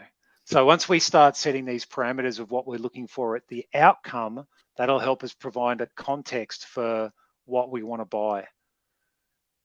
If we're just running out there trying to buy anything, we can buy anything. Yeah. So this is the challenge that I would say to people: set your expectations around what your constraints are for your time, money, risk, and aggravation, and then look at that against the investments that are out there, and you find something that fits, jump in. Yeah, like an example would be that West Wendouree property before they got to it. Like when they picked it up, I bet it was a dog box that they would have picked up for $200,000, and now it's selling for $400,000. They've put 50 grand into it. They've added a new bathroom. They could have added another bedroom, but they've decided to then sell it for 400 and make their split. So here's what I'd do: I'd ring up, and I mean, a phone call's more or less free, right? So I'd ring up the agent and I'd say, "Hi, I see you've got the property on the market. What can you tell me about it?" That's always my standard go-to question. What can you tell me about it? Or what do you want to know? Well, okay, thanks for asking. Why is it on the market? Well, it's on the market because it's just been renovated. Oh, am I right in looking at the photos? Am I right in saying that it's an investor who owns it? Oh, okay. Well, what's the price for cash? Well, what do you mean? Cash. How much What's can I the buy it price for for cash? today if I sign the contract? Yeah, that's right. That's exactly what it is. How much for cash? That's Stu Silver taught me that. How much? Because I can put it under a finance contract, but if I just give you a cash offer today, what would buy it? And then Great question. You start thinking around the lines of, well, okay, now if I bought it and I turned this into this and I did that today, how much do you think I could sell it for? Start asking the agent the value add, and then you start thinking, well, how much do you think it would cost me to do that? And start getting answers to your questions. Build your bank of questions and start getting answers to them. Yeah. And away you go. You don't know unless you ring up. I mean, a lot of people are waiting for the email in their inbox that says, "This is the perfect can't lose, make money property." Well, I've actually seen some of the sort of dialogues you've had with agents, and having sort of been trained somewhat by you, and just looking at, and I'm like, it's just amazing how simple you make it, and I think that there's something to that, rather than trying to play a bit coy and just kind of put it out there and have a bit of a conversation and say, well, here's what I'm after. Can we make a deal? Agent wants a commission. In order to get a commission, they've got to talk the seller down and talk the buyer up. Yeah. And if you know they're the rules of the game, then you never make an offer of what your best price is, because you're gonna have to go up. And then you say, well, look, I'd love to buy it, but I need to make money as well, and this is the price that I can pay. There's nothing personal about it. It's just what the numbers say. Yeah, and you can show them the spreadsheet that you've made to say, look, I'm not going to make, if I need to make X amount, how much would you like to earn? I would like to earn 10% or 20% or whatever that number is, and can't go any further. Can I just jump into this one? Somebody says you don't buy units. Have you ever bought a unit, or I think you only blocks of units? You bought blocks. We know these things half measures here. Buy them in bulk. Buy them by the block. Don't buy them by the unit. The reason why I don't buy units or apartments is because they tend to be affordable. Now, if that's all you can afford, well, then that's your entry point in the market. Yeah. But if you're better off generally buying a house in a bad area than a unit in a good area, because people want to downsize to a unit or upsize out of a unit. Very rarely do people want to upsize to a unit or downsize from a house to a unit. Yeah.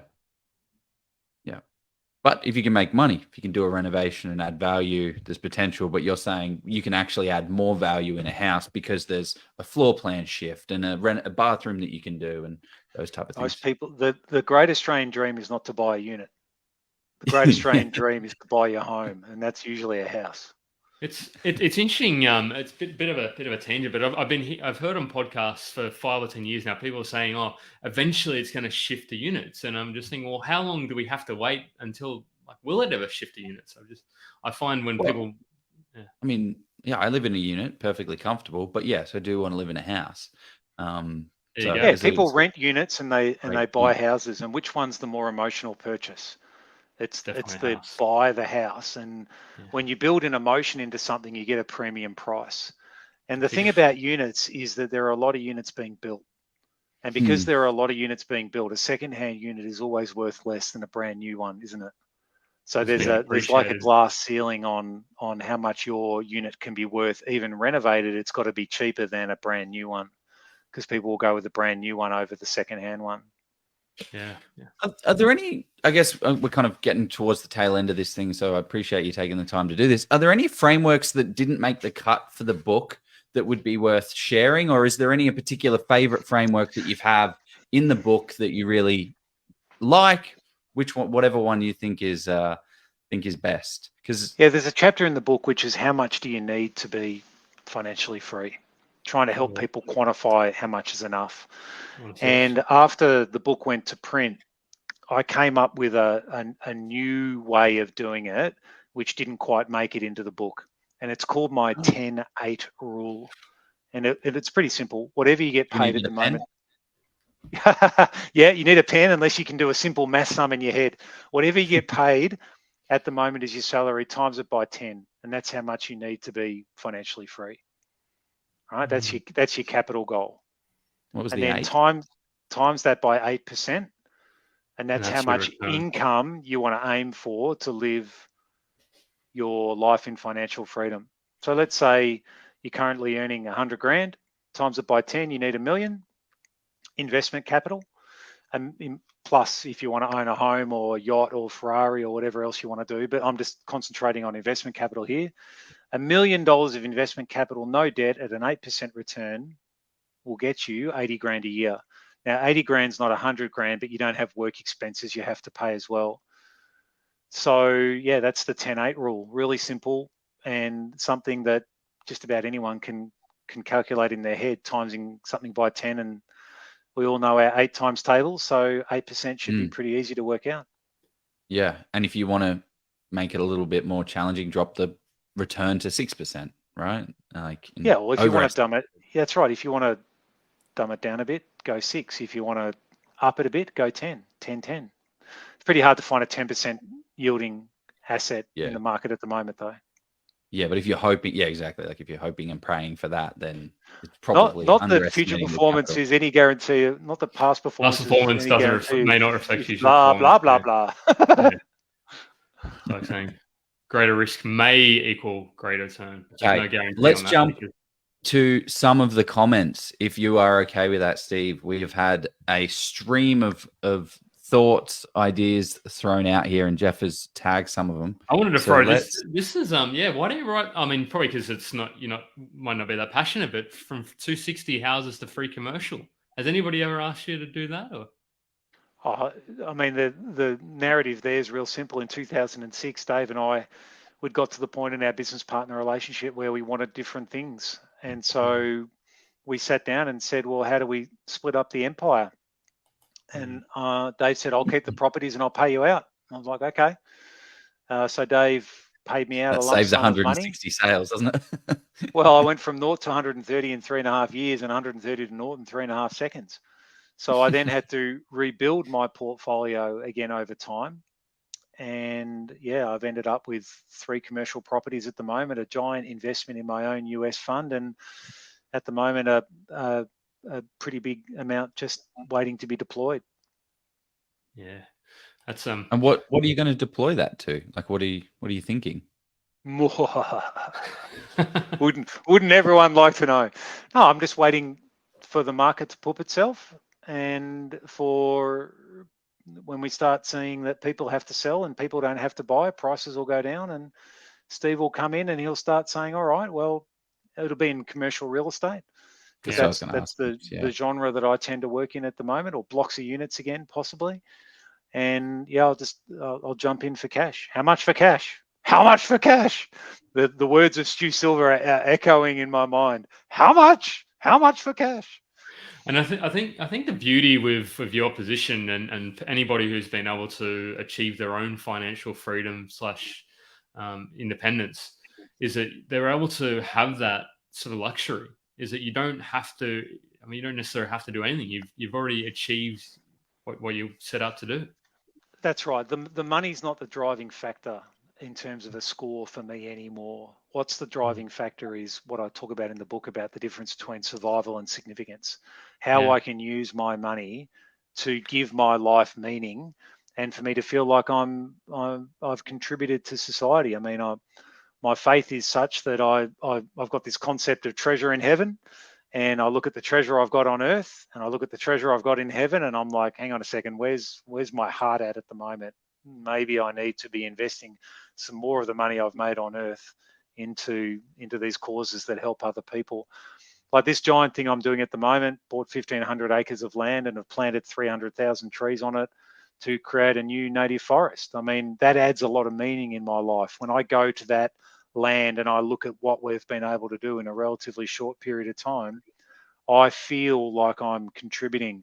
When I write Money Magnet and I put the book out there and people read it, I feel like I'm helping people. I feel like I'm contributing. And so the more I feel like I'm contributing, the more I feel like I'm helping people, the more I feel like I'm helping people, the more significance that attracts to my life.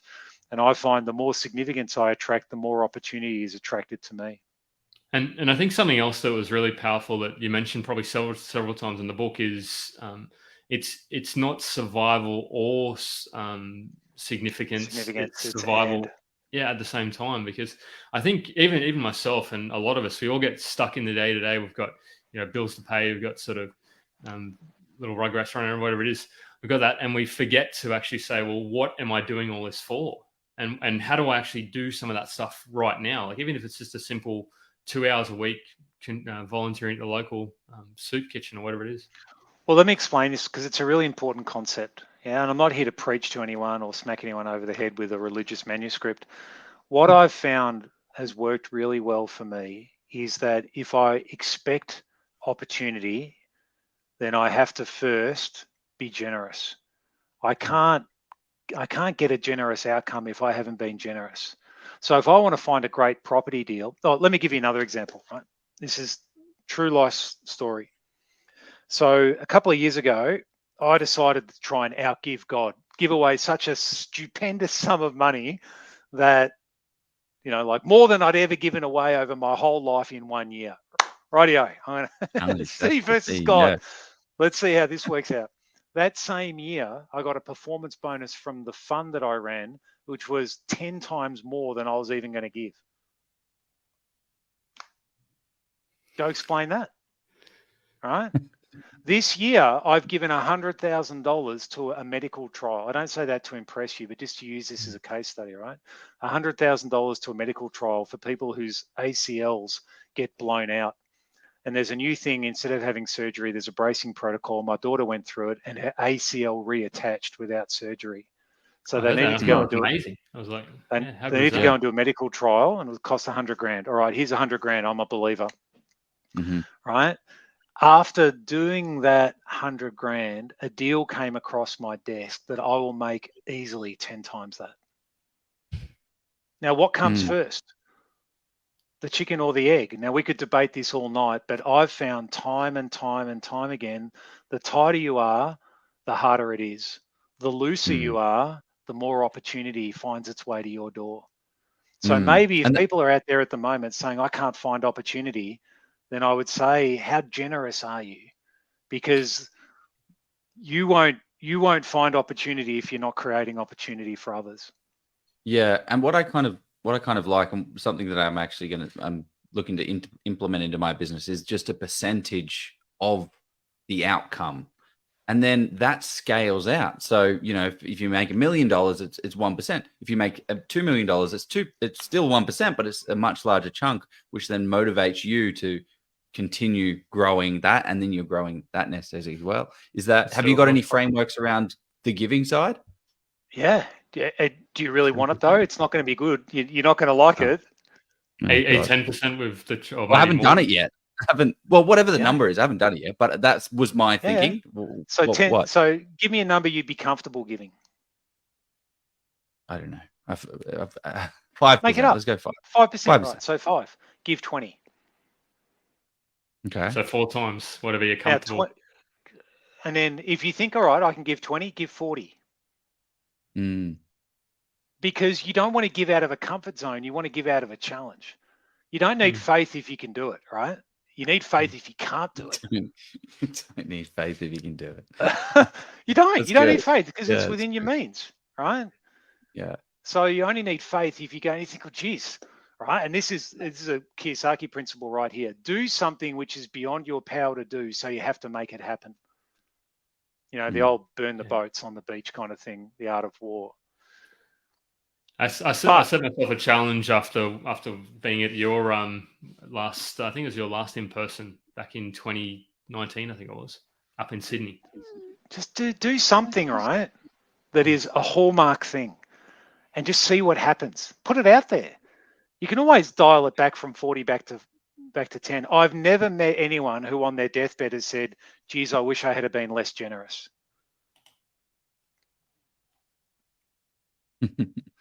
Love it. We're just getting some nice comments in. You want to pop them up, Jeff? Oh, so many comments.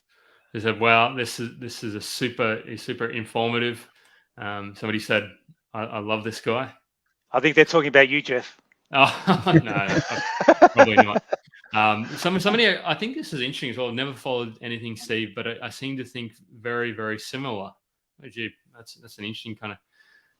There's heaps of kind of really, even here, this person saying great webinar and good guidance provided. So just people have loved look, I've been doing this for a while, right? And I've tried both ways. I've tried the tight ass, you know, $1 for me is $1 less for you kind of way. And I've tried the other way. We can both have dollars. And then I've tried another way. You can have $2 and I won't have any. And Stu Silver, a mentor of mine, once said to me, I've tried being nasty and I've found it's much easier being nice. And I reckon he's right. I reckon sometimes you try to screw the other party in a real estate deal down to the last cent because you feel like you've got to win and they've got to lose in order for it to be a good deal. And that doesn't build a relationship particularly well. I've always found by asking the question, how can we both win out of this? It can lead to a better, more sustainable outcome. Now, you boys wanted a quote from me. You're like, Steve, we've got to finish on a really good quote. Not that I'm trying to wrap this up, but I've thought of a really good quote. And like I said, now I'm over 50. I can't even remember what I had for dinner. So I better tell you this good quote before I forget. Is that all right? Yeah, definitely. Load them up. This is not my quote. I've just come back last week from a hike in Victoria to raise money for cancer research. And by the grace of God, our group raised $80,000. How's that for a chunk of cash? What a good cause, right? And thank you to everyone who's listened to this who may have been on my database and supported me to be able to do that. So I put it out there. People were generous in their support. And then what we did, or what my wife and I did, is we'll match you dollar for dollar. And then there were some other people in the group fundraising as well. So we got up to 80 grand. So anyway, we went on this hike. And then what we did is I was talking to the guide one day. His name was Graham, and he did a lot of hiking, right? And he said to me, Steve, and here's your quote. So get a pen out, get ready to write it down. No one's ever heard this quote from me before. It's brand new. It's only a week old. And when he said it, I pulled out my phone and emailed it to me. It was that good. I'm like, I don't want to forget this. All right. And remember, there's a hiking context to this. All right. Have I built it up enough, or do I need to build it up some more? No, just tell the punchline. We're good. You don't get to the summit by going downhill. Wow. I love that because I love my hiking. I love climbing mountains. So, and we were on our way to Mount Feathertop, second highest mountain in Victoria, and we were talking about life and metaphors for the life. And he said, "Well, I've come to realize you don't reach the summit by going downhill." And to me, that a lot of people are looking for the downhill when it comes to investing, but they also want to get to the summit. They want to look for the easy way of getting to the summit. There is no easy way to get to the summit. In order to get to the summit, it's a long, hard climb, sometimes a scramble. But I'm here to tell you, the view's amazing. Yeah. The plaudits, the view is amazing. I've been to some really. I just wanted to bring up some more of the plaudits. This is the best Facebook Live. You were truly humble but amazing. Thank you. Can I tell? Oh, they're talking about Joe there. Can I tell you a story which is pretty funny? I had this guy come up to me at a seminar once, and he said, "Steve, you've bought 130 properties in 3.5 years. You're financially successful. You don't have to worry about money anymore. How do you stay so humble?" And I was like, "Oh God, no one's ever asked me that before." And the first thing I said is, if you have to say you're humble, you're not humble. So first of all, thank you for thinking that. And then I said, the best answer I can give you is when my dog poos, I pick it up. And sometimes people think that just because you're financially successful, the rules of life don't apply to you. And nothing could be further from the truth. Earlier on this year, I had skin cancer. I had melanoma and a basal cell carcinoma, 2 in 1. Lucky me. Never do things easy, Steve McKnight. I always have to do it the hard way. And that wasn't a pleasant day to be told that you've got cancer. Luckily, they got it early, and now I've got a pirate scar on the side of my face. And look, I'm not pretty enough that I can really do with any facial scars to begin with. So, yeah, things in life happen to everyone. Don't think just because you got money, you don't have problems. They're just different problems. Have I told you guys about the time I met Robert Kiyosaki? He was my hero. Do you want to know that story? I never like meet your heroes, they say. I think other people probably want to hear it too. Yeah, well, it's the first seminar. Robert Kiyosaki. I've been to his preview night. I went to his 2-day seminar, and I was like, if only I could be like Robert Kiyosaki, my life would be perfect. I'd have nothing I'd have to worry about, right?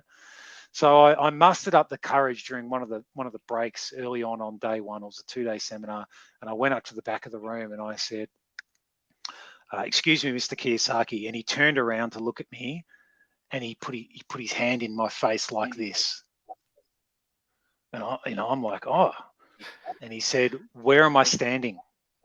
Didn't say hello or anything. "Where am I standing?" And I was like, "Oh," like felt this big, and I'm like, "Oh, he's standing at the back of the room," and he goes, "Yep. If I wanted to talk to you, I'd be standing at the front of the room," and I was like, and then he turned his back on me again, and I'm standing there looking at his back, so I just look around and then exit stage left, head through the doors to get a cup of tea or something. And that was a really valuable lesson for me. That was a really valuable lesson around, don't think that the guru's got it all figured out. Yeah, learn from people, but run your own race. It was also a valuable lesson for me that if anyone ever comes up to me during a break, even if I'm tired and they want to ask me where do I find positive cash flow property, which people always ask me, then just to be gracious and just to be honored that someone wants to ask your opinion on something.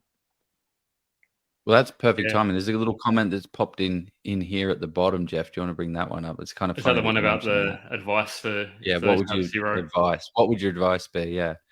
I think they have to watch this session, don't they? I think Joe's right.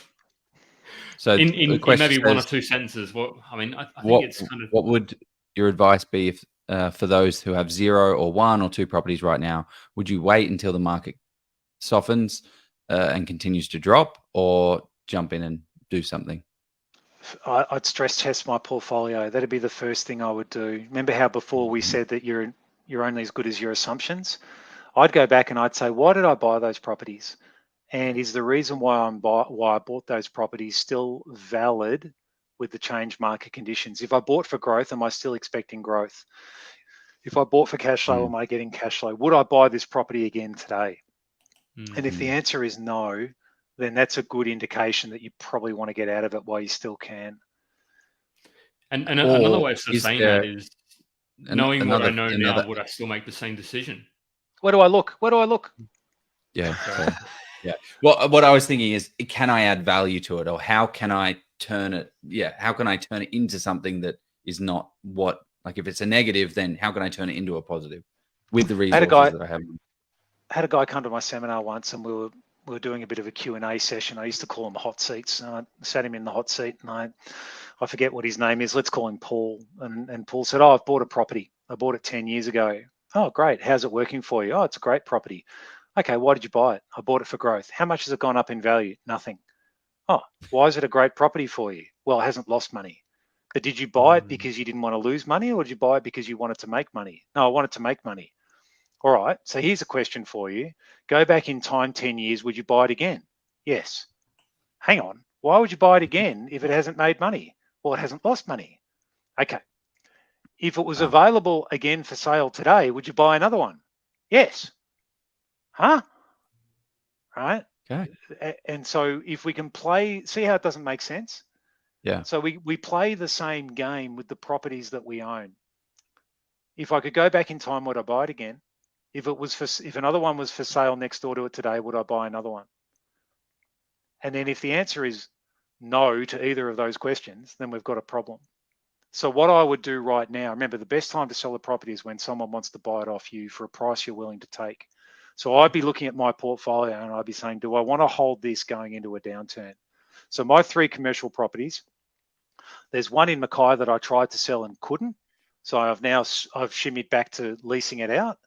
I've got one in Rockhampton that's leased to the Queensland government, which is due to come off that lease next year, but there's a shortage of commercial properties in Rocky, so I'm okay with that. And I've got one down in Tassie where the rents have just gone up 50%.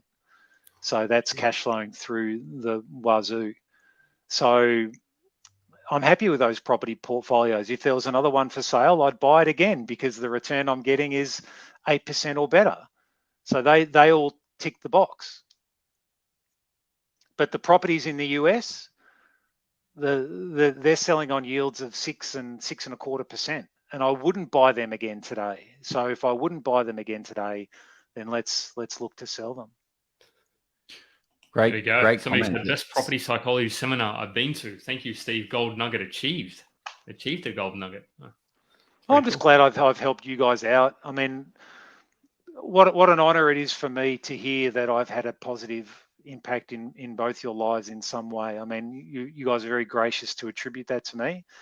And if I've been able to help someone on tonight's podcast, then I, again, just count it a special honor and a blessing to be able to do it. I pray before I get on these things, and I often don't have any agenda coming into them. It's just whatever the words are at the time. Hopefully it's of use to people. Yeah, absolutely. And you got little Brendan, 8-year-old Brendan, coming up, reading the books. There's been a few of them over the years, kids that have been 10 or whatever that have turned up to seminars who are now 20, 25, 30 and on their way. And it's nice to be able to be a positive role model in people's lives. Like I said, what an honor. Yeah. Well, I appreciate everything that you've done in the property space and the effects that you've had on so many. Everyone that I know in property that I've spoken to and asked, they said, yes, that's been a positive impact. So I appreciate you for doing that. And someone said planting a tree for you, Steve. And I appreciate that. Well, so how can people learn more about you or help out in any way with you? Look, honestly, the best way that people can help, I think, is to buy Money Magnet. I give away 100% of the royalties, so it's not like you're, making me richer. That's not the reason why I wrote the book. But by buying Money Magnet, not only will you get some great information, which will help keep you thinking like we were talking about tonight, but the royalties from that book, which the publishers will end up paying me, goes to planting trees up at Bindi. So you'll be a silent partner in the great work that I'm trying to do, or me and my team are doing up there. So, help yourself, help me, buy a copy of Money Magnet, buy a couple of copies, give them out as Christmas presents, try and get them the word of financial empowerment out there to help other people so that coming into a downturn, they don't sink with the ship. And then, I'll use the money and plant some trees and put some tree guards around them and we'll get a forest going. Yeah, because there's some pests on the property, isn't there? They're sort of deers, hare, rabbit, deer. I went and got my gun license. I'm a redneck now. I'm a licensed redneck. Somebody said they're all for the environment. They're sold. So, no, I think that's fantastic. And there's something I said to Joe, let's do it. So we've got a couple of I've got a post that'll come out once this is on YouTube because I want people to watch this message again. But I'll do up a nice post, and we're going to be do a nice little giveaway as well. So stay tuned. For that. Well, I've sent you some signed books, and you guys are gracious enough to buy them, and I thank you for it. If I could, can I plug the website just so people? Definitely. What's the website? That's all right. So it's real easy. It's just moneymagnet.au. I've got it up here. Yeah. If you guys are, if there are people out there that want to buy a copy of the book, I think, as I said before, Amazon have got it on Black Friday sale at the moment for less than $20. And if you're a Prime member, you get it free delivery. And that's what I'd be doing. And if you get a second, head to moneymagnet.au and or keep the conversation going. You got a podcast as well, I saw, after I listened to that one. Look, I'm reluctant to make work for myself, but Rowan Wen was a journo, and he got the gig when when Naught 130 came out, and he thought I was as shonky as Henry Kay, and he wanted to chase me down the road with the camera, and he was sure that I was scammer number one. And so he came out, did the story, and then over the next 20 years, Rowan and I became mates. So Rowan and I are doing this podcast together. He's a journalist, I'm the money guy, and we try and have some fun and take the piss out of each other. So it's not a straight money show. It's two guys talking money, and we'll see where it goes. I might agree with this guy's line of thinking. Might grab a book. There you go. Awesome. Grab a book. Grab two. Or grab 10. All right. Look, you guys, can I commend, I mean, we're patting each other on the back a bit here, but can I just commend you guys as well? I mean, you guys have done so very well. You've put this podcast together. You're obviously successful in your own rights. You're spreading a message about real estate investing. Just because I say something doesn't make it right. The lesson from Robert Kiyosaki that we can all apply is try it on for size. There's lots of ways of skinning the property cat. Just because I skin it a certain way doesn't make it the only way. The right strategy for you is the right strategy for you. The right strategy for me is the right strategy for me. So don't think that my strategy is the right strategy for everyone or the only strategy for everyone. Yeah, somebody just this last, I'll stop bringing these up, sorry. Are you still in touch with Stu? I love that book of you. Is Stu still? Yeah, Stu's still around. Hurricane Ian, was it? Nearly blew them off the map a few months ago when it hit Fort Myers. But I don't speak to Stu as much. I don't go to America as much either with COVID. I don't really want to travel, but he and I will correspond maybe once every month or every other month. I've got a copy of Money Magnet to send him in the mail, and we usually sing each other happy birthday. It's a quirky little thing. All right. Well, awesome. Steve, no, thank you for you've been instrumental in this group, because we met and then Joe sort of pestered me to start this group. I'm like, I don't know, it seems like effort. It seems like I have to do stuff to this, and because if I'm going to do something, I don't do it properly. Sounds like we might have to walk uphill, and I think it's been worth it. I think it's been worth it. Thank you very much, Steve. Everyone, let's go find a problem and get a solution. Let's go buy those type of properties. See you later. Thanks, everybody. Catch you. See ya.